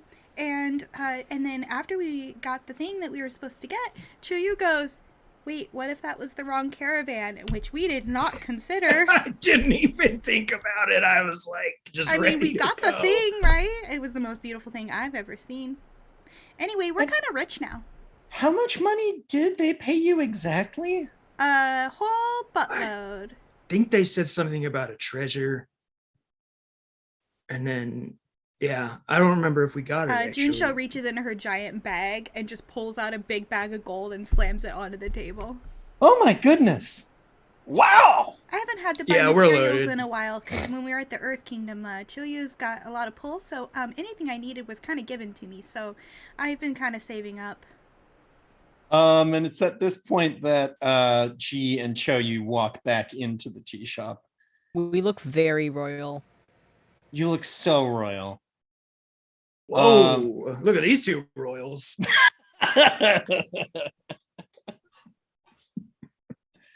And you see Fan Shou just sort of look around. Oh, did the other two not come back? Oh, other two. Oh, and then that's when Junsho realizes Izuko's not there. Yeah. They went for a walk outside. Oh, okay, yeah. It's a nice place and it's a nice day for a walk. We wanted to I'm addressing the grandmother. We wanted to really quickly extend our apologies. What happened was not proper, and we we wanted to really quickly extend some apologies. What happened was completely improper, and we have had a conversation with our friend, and she is taking some time And when she comes back, I'm certain she will extend an apology. She's out in the hall writing a think sheet about her actions. Oh, this is your friend that called me a bitch, huh? Yes, that would be She her. what? just fucking mid-T.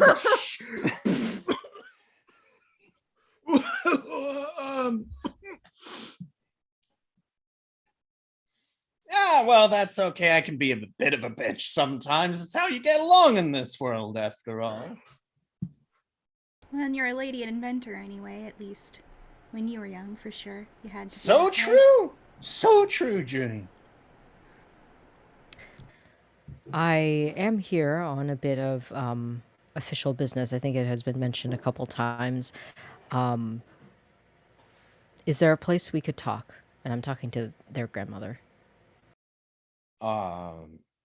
Us, you and me specifically. Yes. Ming.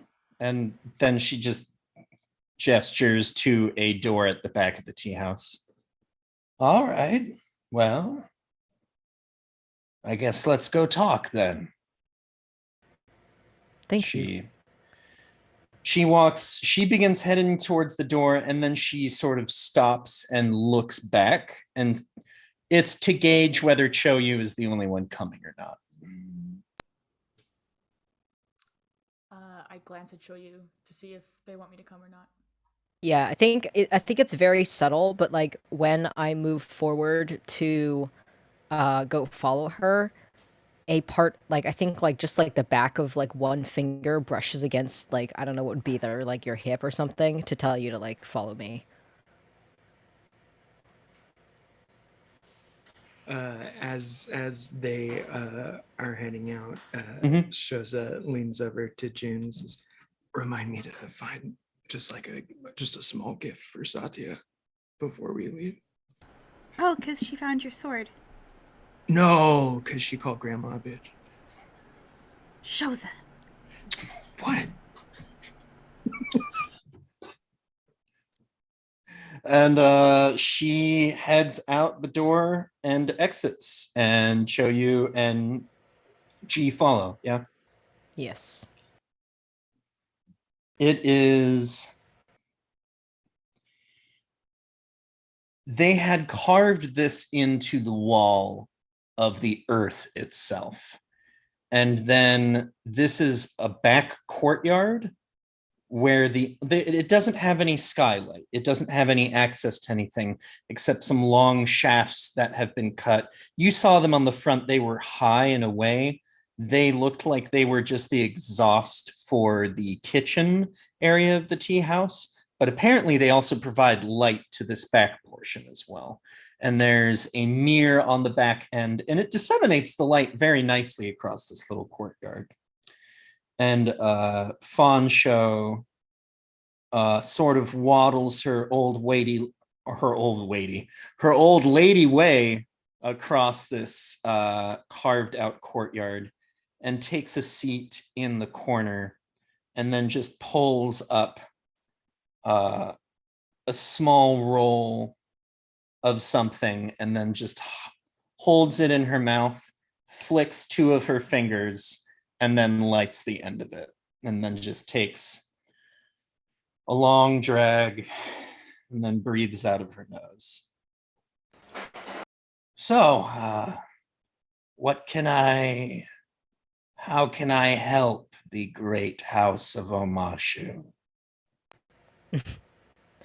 Choyu sits down at a healthy distance. Choyu, I don't think is a fan of the smoke. Reasonable. That might be partially why she's doing it, by the way. Oh yeah, 100%. I would expect no less. Yeah. And I think Choyu and G, I assume, also would sit. You are muted. You are muted. No! That work? Wait. Yeah, that Yeah, works. now we can hear you. What the hell is happening? I'm sorry. I was saying G would stand behind you like a bodyguard, not sit. Okay, cool. Gotcha. Cool. So then we do that thing. And Choyu just says, Your wait, actually, question for the GM. Does Choyu know if she is their father's mother, or if she is like the Oh, we would have mother's told mother? you that it's our Yeah. dad's mom. Yeah, Okay, cool, and cool, cool, it's cool, cool. also super evident she looks like, And then the Cool. name. It's yeah. it's Lee Yeah. Fan Show. Right. Yep. What does Choyu know about what Fun Show does? Because I think, like, out of character, you've told us she was like a Fire Nation inventor person. Oh, Junsho definitely like has told you everything. On the trip here, she would have given you a rundown of the whole family. And Family then tree. and then you'd get and like during meal times on their way here, and then you'd get the like color of Shoza breaking in with like, yeah, but grandma's a real asshole, and like our dad's an asshole, and like there would be some like added in color. We would have told you everything about our family. Yeah. Cool.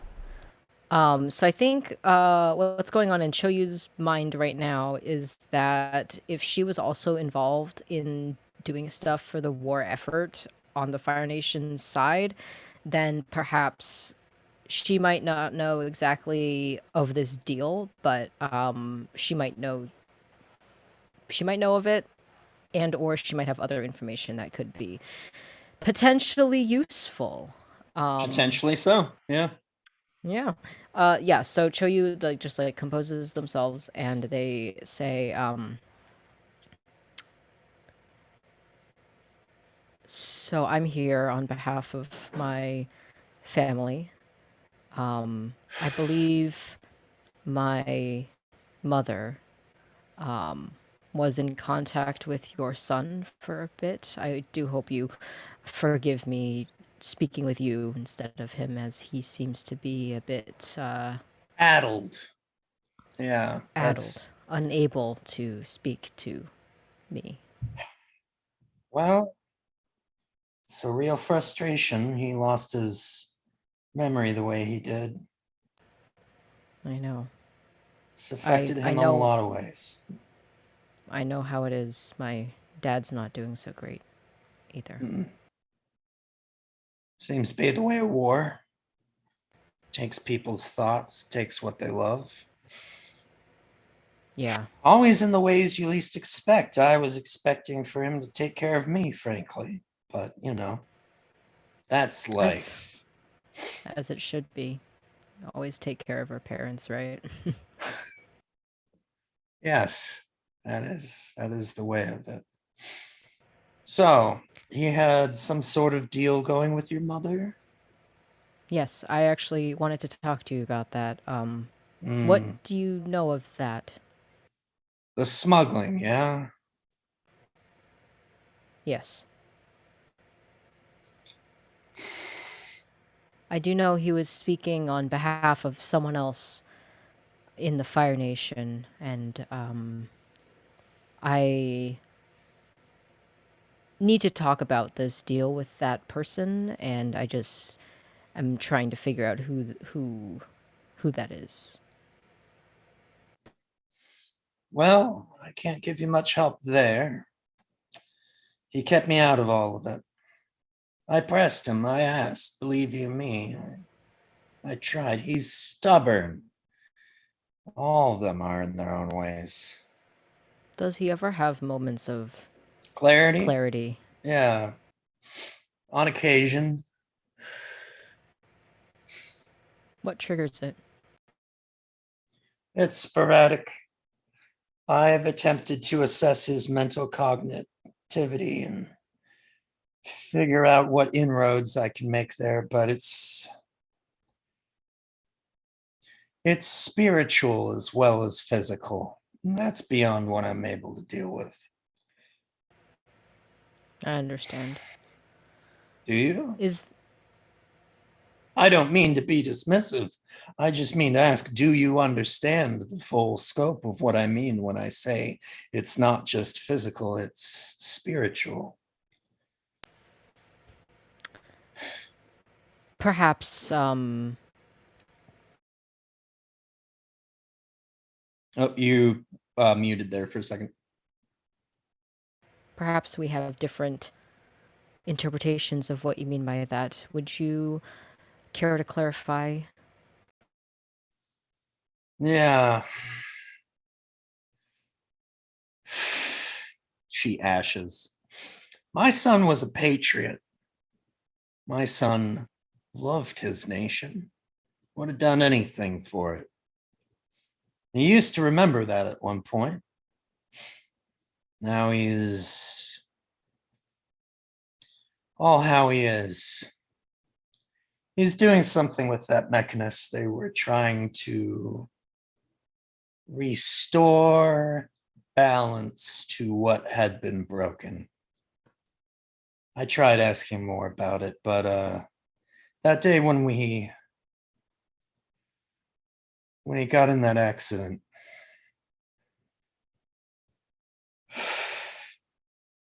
damn near killed him. And it was not just physical stuff that they were doing in that old place of the mechanists. They were messing with spirit energy as well, trying to figure things out. That much I know. That much I know. Was it just him and Teo's father who were working on that, or other people? Just him and the father. That's right. Funny old man. I appreciated him when he was commissioned for us, but he got in his own way about things. He was a good man, though, despite his mixture of loyalties. Am I getting the vibes from her that she's like still like Fire Nation loyal, or like what are the vibes that I'm getting from her? You know, that is a really good question, and you would probably get a clearer answer if you asked. Because it's hard to tell. It seems like the way she has been speaking. Actually, you know what? Let's do a roll assess situation. Let's suss this out. Yeah. My first roll of the season. Hey. Can I help them at all? Or would that not make sense in this scenario? You could help them. Yeah. I would want you to explain how you would help them assess it. See, that's the Wait a thing is- minute. That's the I have thing. a move for this. Oh, you Okay. do? I was I going to have- say. Suspicious mind. When I watch a person carefully and try to figure them out, I can roll focus instead, which is good because Yeah. Choyu is not creative. There you go. Yeah, roll with your focus instead then. The Fire Nation does a fucking what? God damn it. My focus is very good, and my roll was very good. Hang on, Hey. math. That's an 11. An 11. So for suspicious mind, I can spend or hold 2, and I can ask 2 questions. Okay. Great. Do you want to Um, describe how you wanted to help Maya, or are you okay? Okay. I'm cool not helping. I feel like it didn't make a lot of sense because I'm just standing there silently. That's fair. That's valid. I did just want to give you the chance, though. Yeah. You're giving me the emotional support by like just brushing my back with your body. Yeah. I know that you are there supporting me. This old lady pulls out a knife. Hard Well, cut to you're the ready. emotional Done. back brush. Every breath you take. Shut Oh my god. So I think one of the questions on this list is, what are you truly feeling? And I think that's the first one I would want to ask. Yeah. You can see on this woman's eyes that sort of, it's like a boulder in the ocean. It's like a boulder near the ocean shore, just a piece of rock that has been carved out and around, and the water has been lapping at it for ages, and it's still standing, but it's a lot thinner than it was. The boulder, yeah, the shore.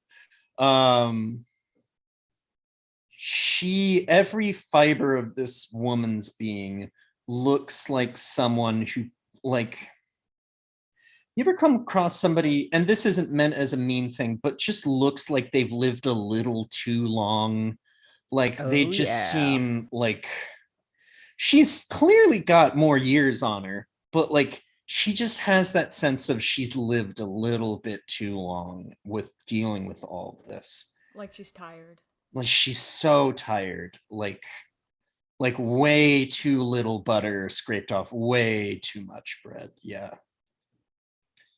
You see also in the corners of her eyes crow's feet that turn down in not a dissimilar way to your mother's crow's eyes, actually.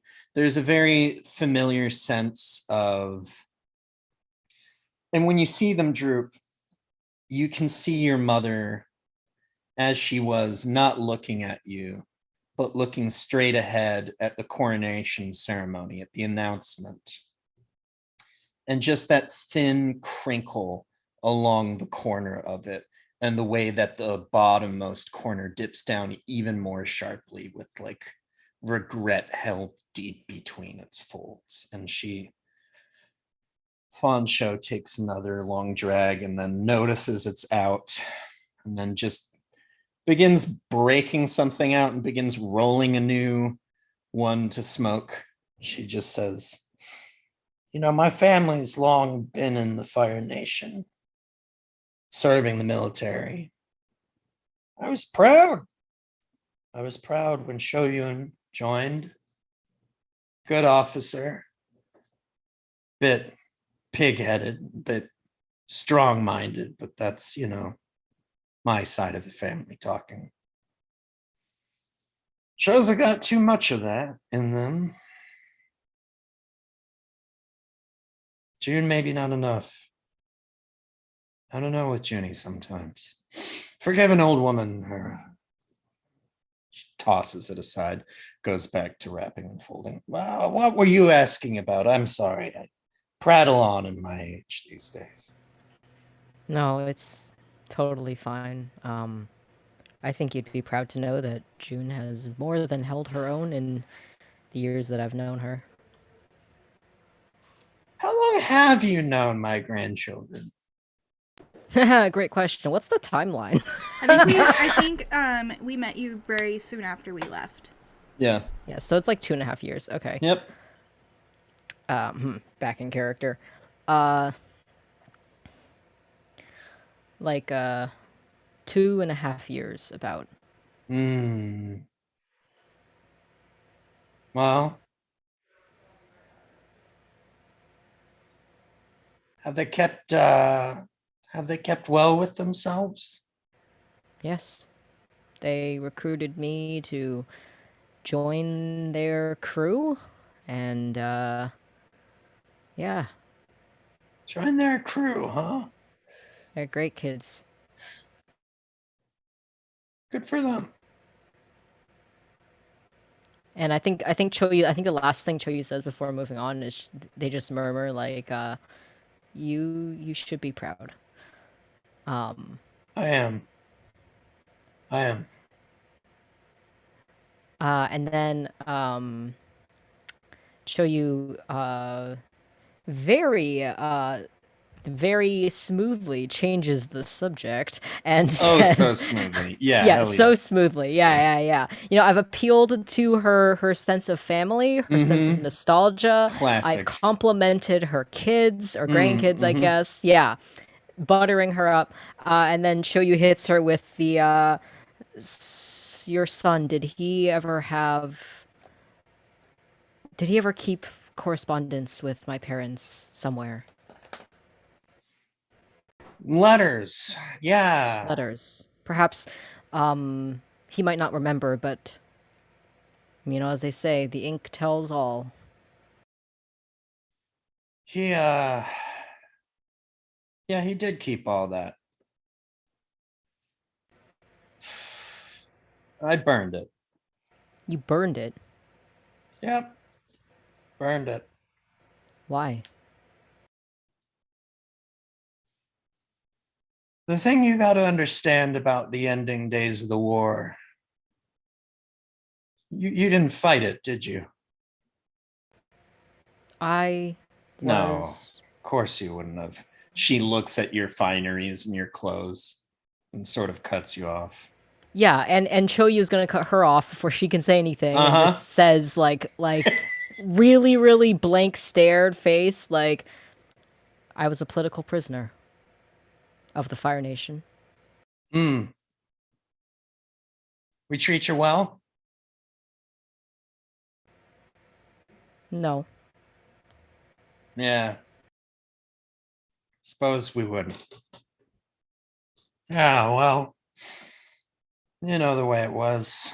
Lots of different thoughts about the way it would go once Fire Lord Ozai. We didn't know. How do There you feel was now? How That do it's I over? feel now? Hmm. If you don't mind me asking. No. No, I don't mind you asking. Just like I don't mind your friend telling me I'm a bitch. Just like I don't mind you and your little group gallivanting halfway across the world with my grandchildren. No. Flicks her fingers again on the new. I don't mind at all. So I at this point I would like to ask my second question from my Yeah, I read on was her. wondering when you would. Yep. Oh yeah. Um I want to ask her, what do you really want right now?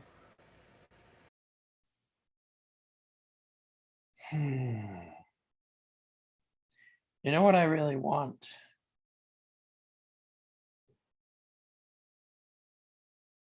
I really want my family back. A lot of us do. And Shoyu's face just kind of hardens a little bit, and they're still maintaining their like diplomatic presence, but Mm-hmm. they kind of just look at her, and if she is looking at me, she would be able to see that my eyes are betraying the smallest sense of sadness. And Choyu says, a lot of us lost a lot in this war on all sides, I'm sure. My partner, Satya, you met her earlier. Yes. Delightful. I don't think her anger is all. I don't think it was too misplaced. She lost her mother Hmm. in the war because of the Fire Nation.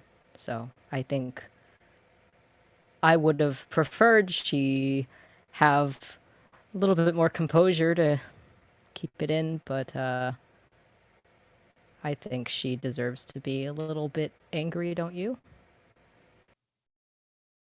I don't begrudge anyone else their anger. Spirits know I have too much myself.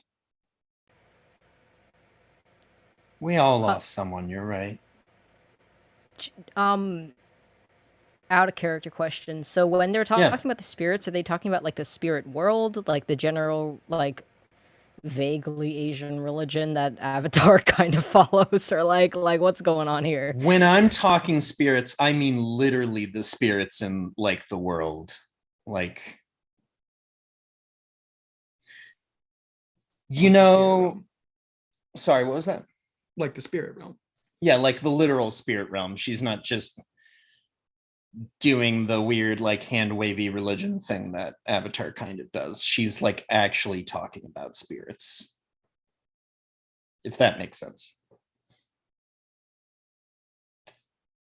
um and she looks at you and says, in the end of the war there was a lot of different directions everyone could go with everything. I don't know what my son went up to. He never told me, and I never asked. Because if we were ever to be thrown up against a tribunal or some sort of court and held responsible for the things that we did,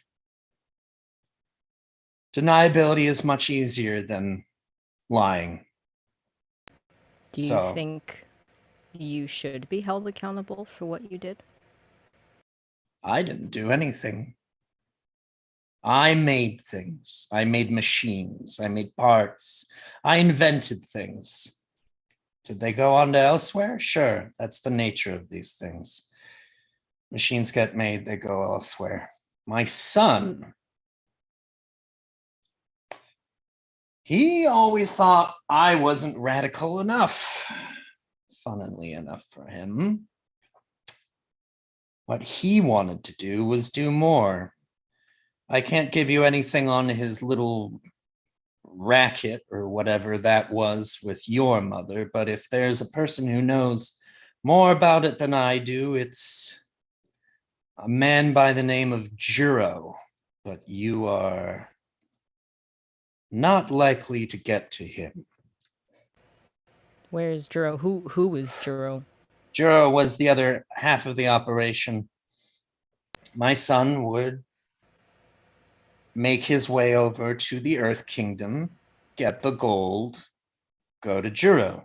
Juro would give him what was being dropped off. You see? My son was the front man, Juro was the back man who spoke to them. Out of character. So Yeah. this is the other person. She did know who the other person was. She did, yep. Okay, cool. Great. Mm-hmm. This is exactly I think G can feel Choyu stiffen a little bit as this information is given, and I think like the only thing Choyu says before doing the thing that people do where they like make motions to like stand up and leave, Mm-hmm. they just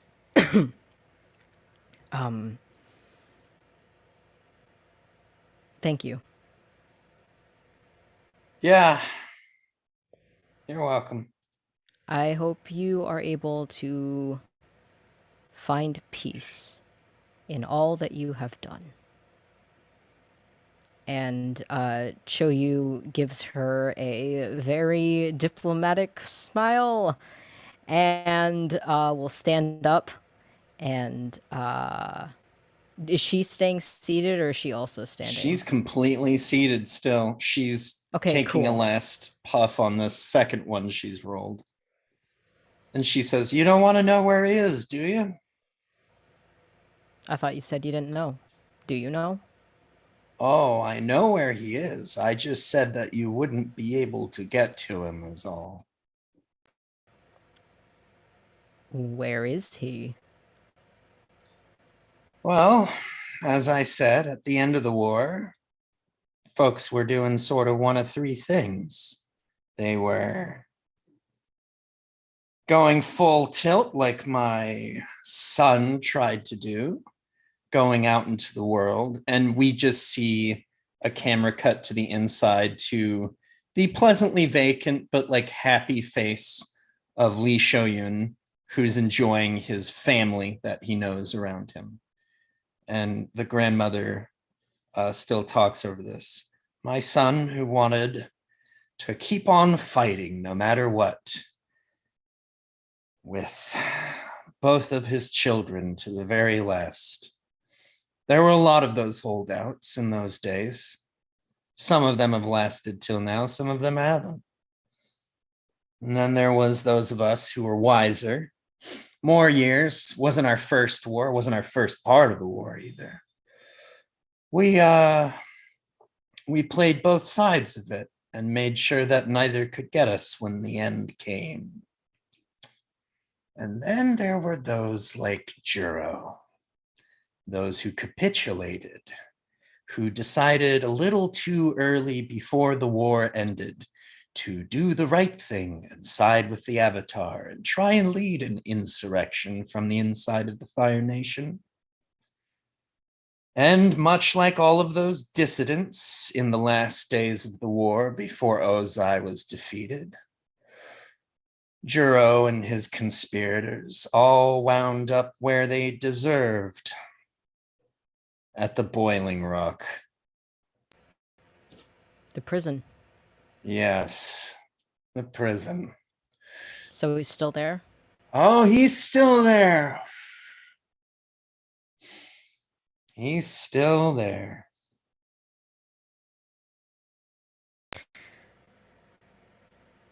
That's why I Thank you. said you'll never see him. But of course, anything I can do for Earth Kingdom royalty, such as yourself. Your Highness. She does a half bow. Choyu lets the slight slide right off them, as one is to do, and they will just do a little polite bow at the neck back to her. Little animation details of this is that when I do that, the crest around my neck falls out of my jacket so that it is like fully there.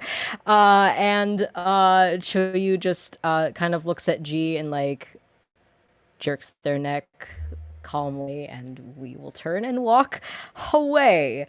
And Actually- Choyu. Oh. Oh. Oh no. Oh. I've been doing some rolls to see if G can stay calm. Yeah. How have those No. been going? Okay. Yes. Yeah. How's that? Going well, till the very end. I think here's my question for you. Yeah, here's my Jay. answer. Oh no, sorry, for Jay. Oh, sure. Jay, when Choyu turns to walk away, G is gonna linger.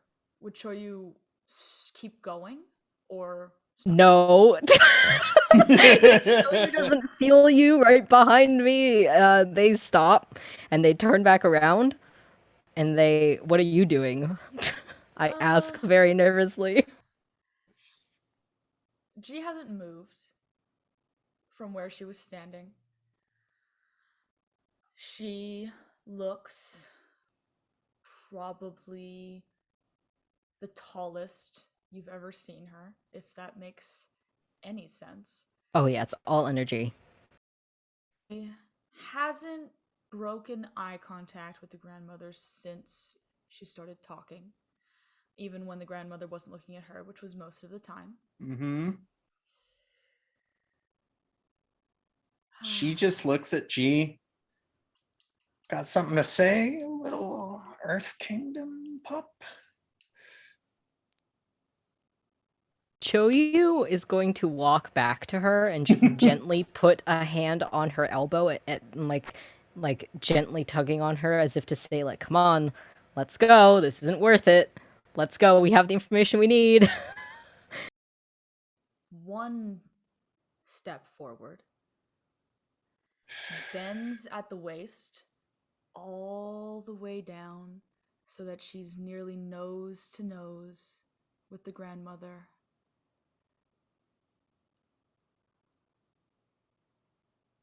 She keeps her nose right there with you. You watch your mouth when you speak to the sovereign of Omashu. And then I turn and walk away.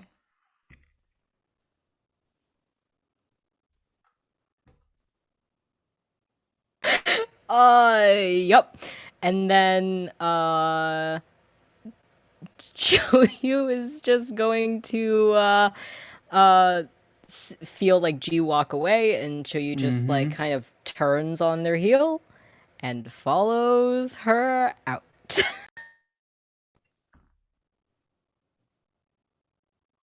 We see her take one last small drag, give a little chuckle, and then nod her head. And then just pull out another thing and roll another one up as she enjoys the courtyard to herself. The camera zooms out, goes through the tunnel of this light shaft. The sun is lower in the sky, but not yet evening at this point, as we head to the garden where Satya and Izuko have been walking around this entire time. Hey yo. Of course, she's really cute and everything, and I would be happy to be her girlfriend. I just didn't know that, like, it was assumed at this point. I thought these things sort of had a little more, like, emphasis to it, and it's not that, like, I'm offended or anything. No. It's a lot all real quickly, and I just. Yeah, I understand. I mean, you were there when I did that whole romantic gesture for G, but not everyone It is was like so cute. that. It was a nice memory that I'll always cherish. But sometimes there are people who just need a little bit more of a nudge, and I think Junsho might be one of those people where she's so focused on other things and she cares about you a lot, but romance might not be on the forefront. You might have to be the one to initiate it. You think so? I do. Yeah, she does kind of get what's the word? Caught up, I think. She takes care of all of us in a lot of different ways. She So does. sometimes she might just forget. I should ask her out on a date. You should. Well, if I'm gonna ask out Junsho, who are you gonna ask out? We're not talking about me right now. No. I have been going on and on and on for like Dodging the the question. 20 minutes. You've said this like 3 times. We've never talked. Tell me what's up. Are you a Choyu? Are you gonna get married to Choyu? Or with you a G? Like, what's going on? I don't understand. I keep trying to pick up all these subtle hints, but nobody ever talks to me, and it's just left up to me talking with Shoza later. And Shoza, I love Shoza, but they don't give the best explanations sometimes. And sometimes I get left with some confusing information that Junsho has to sort out later. And she has this excellent way of explaining it all. And just she keeps on talking. And sometimes I think that I could just fall Izuko? asleep listening to it. Sorry, what? You? Yes, you. No, are you? Yeah. I love them both. I have always loved Choyu. When we were growing up, I used to pretend that I didn't like them because, he was also pretending like they didn't like me like that, and we would go on these dates to appease our parents. But we would just sort of like do nothing and hang out and not do anything romantic, really, but kind of always, I don't know. Oh, that sounds so romantic, not doing anything romantic and pretending not to be in romance with each other. Oh, But then G came along when I was in a really bad place, just really bad. oh And yeah, that's like how Junsho was for me after she made me cry. yeah, she did make you cry. I was there. I know she feels really bad about that. I know she does. She just leaps before she looks sometimes. I do the same thing. Yeah. Is that how you? show? So yeah. Yeah, yeah. Huh. But yeah, That's so I fun. think that's kind of how I am with G. I think she feels a lot like you in some situations where, I don't know, there were feelings. And I hid my feelings from G for a long time too. I just thought she was too good for me. And she was my rock and my protector. And She seems honestly, too good for everybody. Honestly, I get that. honestly, yeah, she is. But Everyone I- thinks G is hot. Everyone agreed with that. yeah. If I could, I don't know, maybe let you in on a little secret. Yeah. Jay!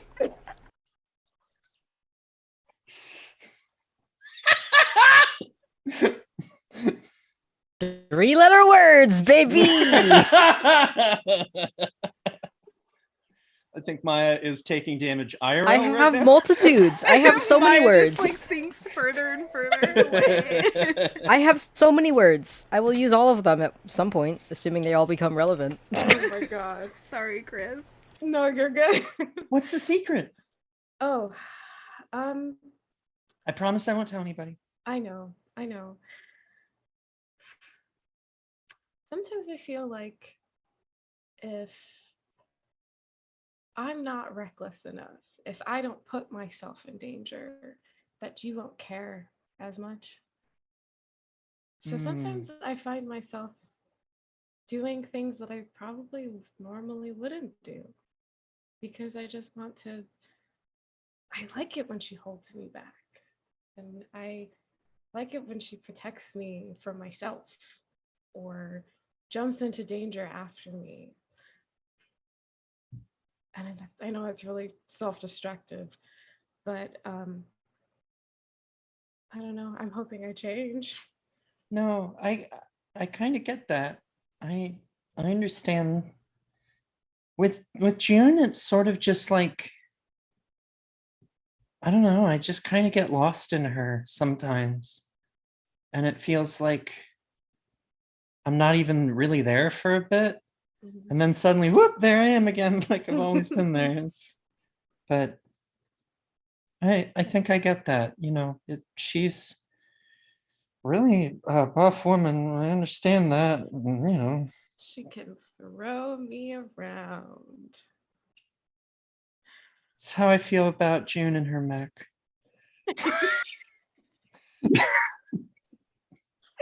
Ooh.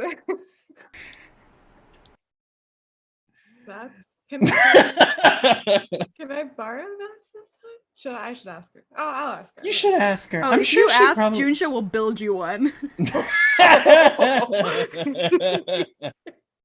I have a lot of attachment ideas.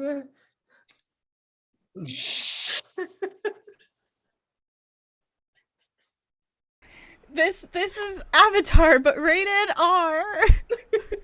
Avatar Reclamations. All right, gay top. Thank you.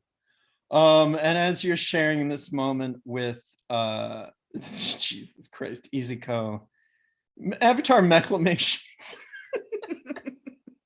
God damn it. There's this quiet that pervades that moment at that point, and the laughter dissipates. And then Izuko kind of goes weirdly silent and then just says, thank you. Thanks. For what? I don't know, just I feel like a little bit like before I met you all, I felt like I was kind of going through the motions with my life in some ways. And, you all came and needed my airship and needed my help and everything. And just the way that it was. And airship help, I mean, not my airship, it's June's. I just am really grateful. Well, we kind of joined at the same time you did, and I don't know. G and I were in a weird place, and you all helped too. So I don't know. I don't think you need to thank me. I believe, Well, maybe our spirit guides are really looking out for us and helping destiny where it needs to go. I mean, look at Choyu now, the sovereign. I don't know. We're finding things out about our past. that's true, but you were wrong, and I don't mean to be a stickler, but you are wrong. There's one thing my dad taught me, it's that every friendship is a gift that you should thank someone for. So, thank you. Thank you. And we pull out on this scene of Satya and Izuko talking, and we pull back and we see the long horizon of the north with the air temple in the background.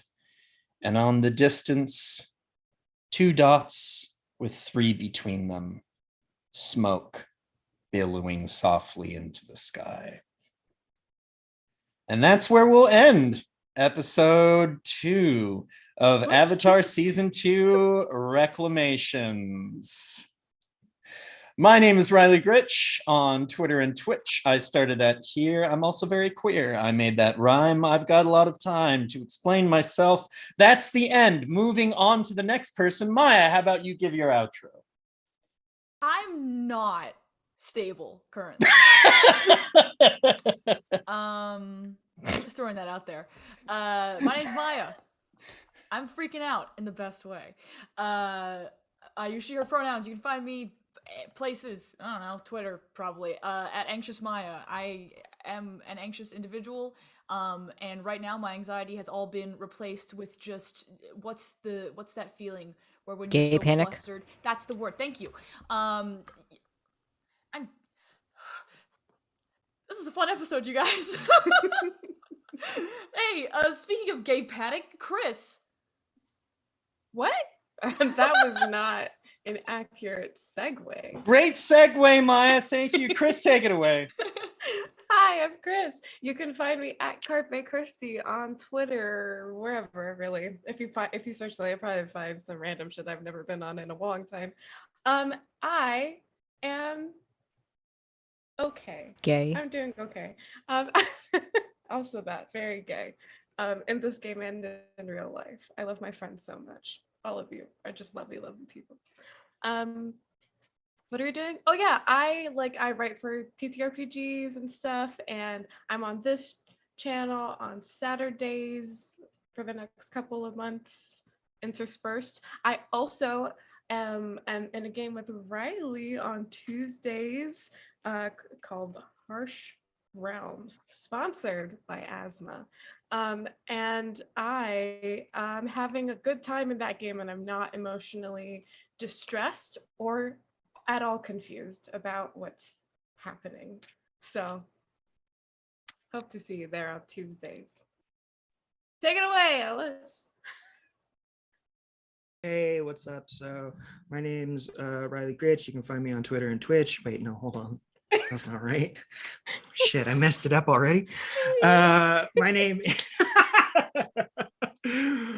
my name's Ellis. I use they, them pronouns. You can find me on Twitter at Hekvetica, HEKVETICA, where I write about TTRPGs and design.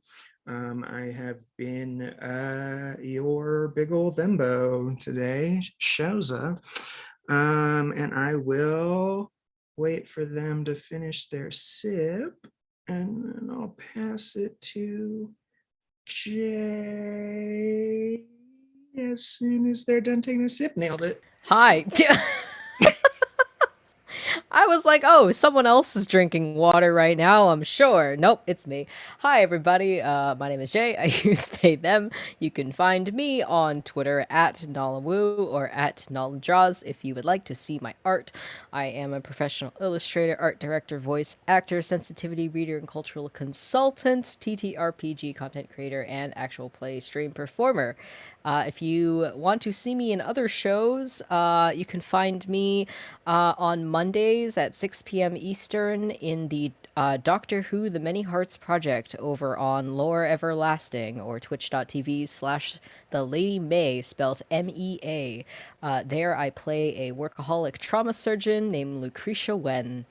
And on Tuesdays, you can find me playing Dungeons and Dragons 5th edition, also on that same exact channel on a show called Visions of Gold, where I am playing a really tall, really buff Triton cartographer. And their name is Shimanyani, and they are the bodyguard of one of the other PCs. And it's a very fun time, and I super excited for that game. And the only other thing I have going on right now is for this month, the It's wrapping up, and I would love to get more eyes on this if possible.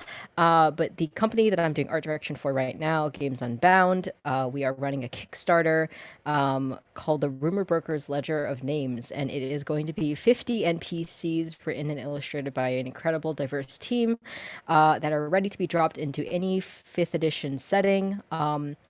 The NPCs also have enough like background material and writing and lore to them that you can drop them into any game. But all the mechanics and those specific like mechanical things are written specifically for 5th edition, but you can use them in any game that you want. Let me just say, like, the art looks gorgeous. Okay, like the art is so pretty. I would love to work with all the artists that I've hired. Yes, I am playing Dr. Wen. That's the bit for the show because the 2 other companions are also doctors. We have Dr. Sidley Ware and Dr. Ernest Howe. So we have Dr. Wen, Dr. Howe, and Dr. Ware on Doctor Who.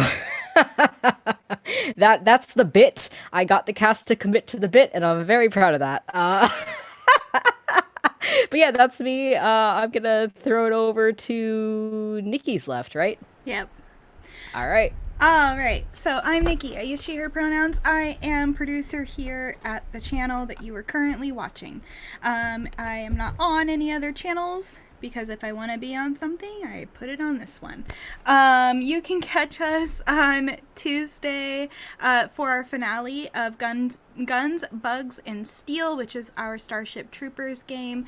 And then on Thursday, we're actually going to do a one-shot of the project that Jay was just speaking on, where the players are actually going to play some of those NPCs. So definitely tune in to check that out and back that Kickstarter because it's amazing and the art that I've seen is truly beautiful, and hype that up. So thank you so much for watching.